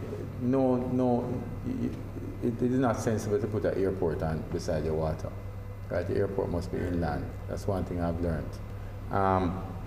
But the whole, how we have developed our country is really a lack of policy and enforcement and all of that. I mean, have we reached the tipping point there? And that's the final question not to just you. Policy. I mean, there is a clear, you can challenge many of the decisions made in the past.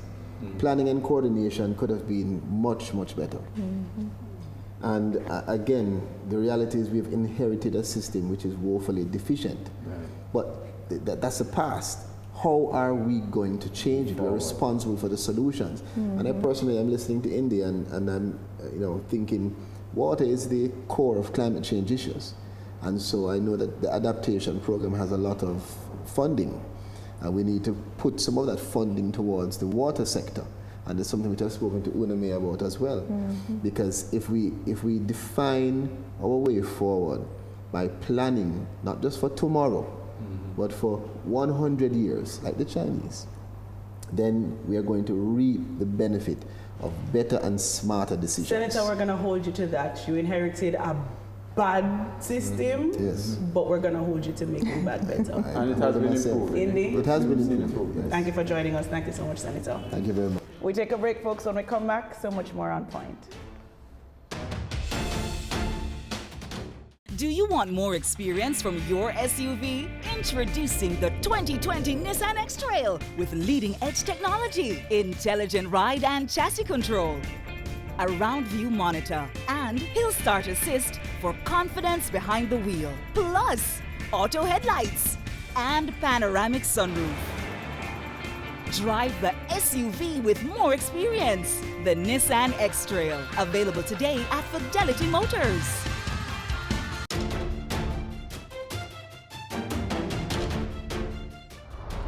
Welcome back to On Point, folks. Things have changed a lot for the Earth over the last 100 years, and a lot of that change has been because of our own changing lifestyles. How much has the planet been affected by our doing? Take a look at the numbers.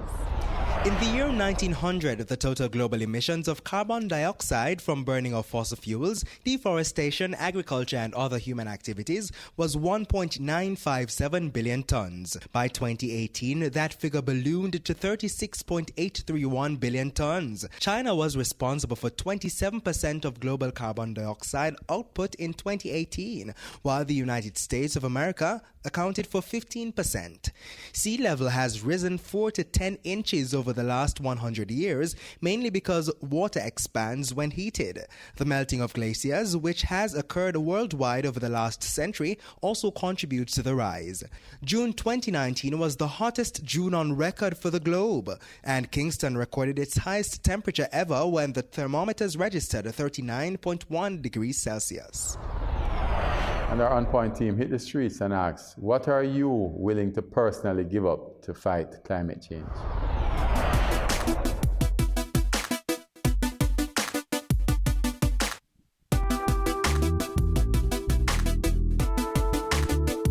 One of the things I try my best to cut back on is, for example, the use of plastic. I kind of like the idea of the government bringing across by not having us, each time you go to the supermarket, you get a set of scandal bag, but instead you bring your own bag. That's a good method. As I said, I like to cut down on electricity. I don't use that much because I don't see the nature going solar. So until then, we have to use gas oil, and for that, you have to cut down on electricity. Well, I think using less electricity, less energy. Yes, personally, that's what I think I would be willing to give up. Personally, I would give up using less electricity because that's oil conservation. I recycle, so that's also something that helps with climate change. And in addition to that, the government had imposed a scandal bag. That's a very good move, to be honest. I think that it is effective, as we can plainly see. So we as individuals need to help out the government in reducing climate change. As it relates to climate change, I don't believe that I do anything that contributes negatively to climate change. People in our community, though, I'm sure, do some things like burning garbage. So what we could do is probably encourage persons more to put their garbage away. Call National Solid Waste Management, because they do collect if you give them a call. So that's something that could be done. So awareness, I guess, or education about it. Deforestation for me. I do a lot of that because I want a better view. So instead of cutting down a limb or so the tree I just take out everything. So I guess I gotta stop and prune.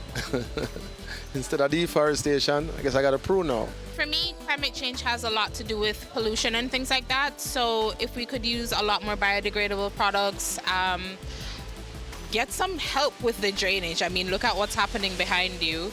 But of course, outside of that, using more biodegradable products, using things that are more eco-friendly. So like our fuel, less emissions, things like that. I am willing to give up driving to work. Presently, I take the express bus to work. So, that basically I'm using less gas. In order to minimize my negative effect on the environment, I'll reduce my consumption of water. So basically, rather than use the hose to wash the car, use a bucket.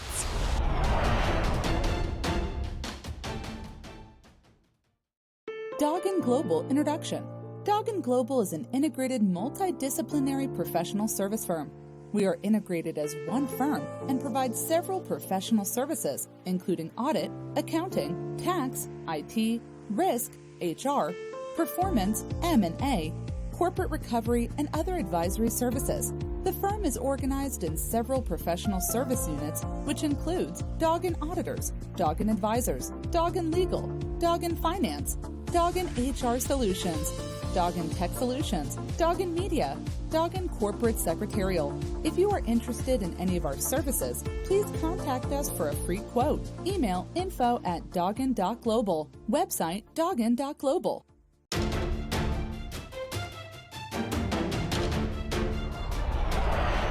But then it's what a discussion. Sometimes you have this helpless feeling as a small island developing state.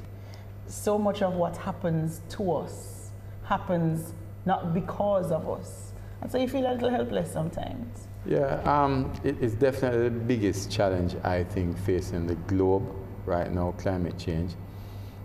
But personally, my view is that I don't think that we're going to be able to get away from that tipping point. No, I mean, I'm just being practical. I mean, we've been distracted by Brexit, by what's happening with Russia and their ambitions, by what's happening in the US with politics.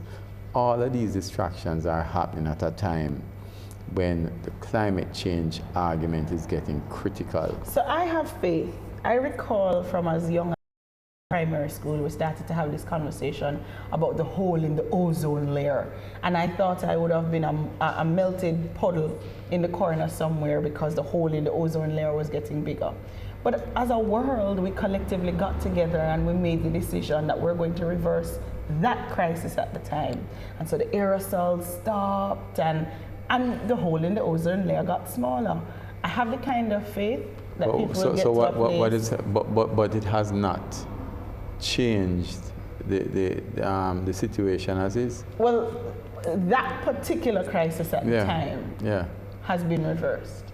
I think I'm having faith in humanity that we'll get to a place where we recognize the damage, where the bigger nation states, where the Americas and the Chinas and the Englands of this world and the Indias of this world will recognize the damage that they're causing and do something. Well, with the political leadership that we have now globally, I'm hoping that it will change, because it really will not impact us significantly, but our children or our grandchildren are really the ones that are going to be impacted. We have a duty to them. I mean, we're having Category 5 hurricanes regularly now. And you know what? When you look at the bands of the hurricanes, yes? Some of the strength hurricanes that we've seen passing through the Caribbean, if there were a band 6 and 7, we actually would see that. But I don't think any of the folks, the Saffir-Simpson scale person who put it together, never ever imagined that kind of intensity. One of the things that we have to do, though, is we have to shout loudly. Because out of the goodness of their hearts, these bigger nation states aren't going to change behavior.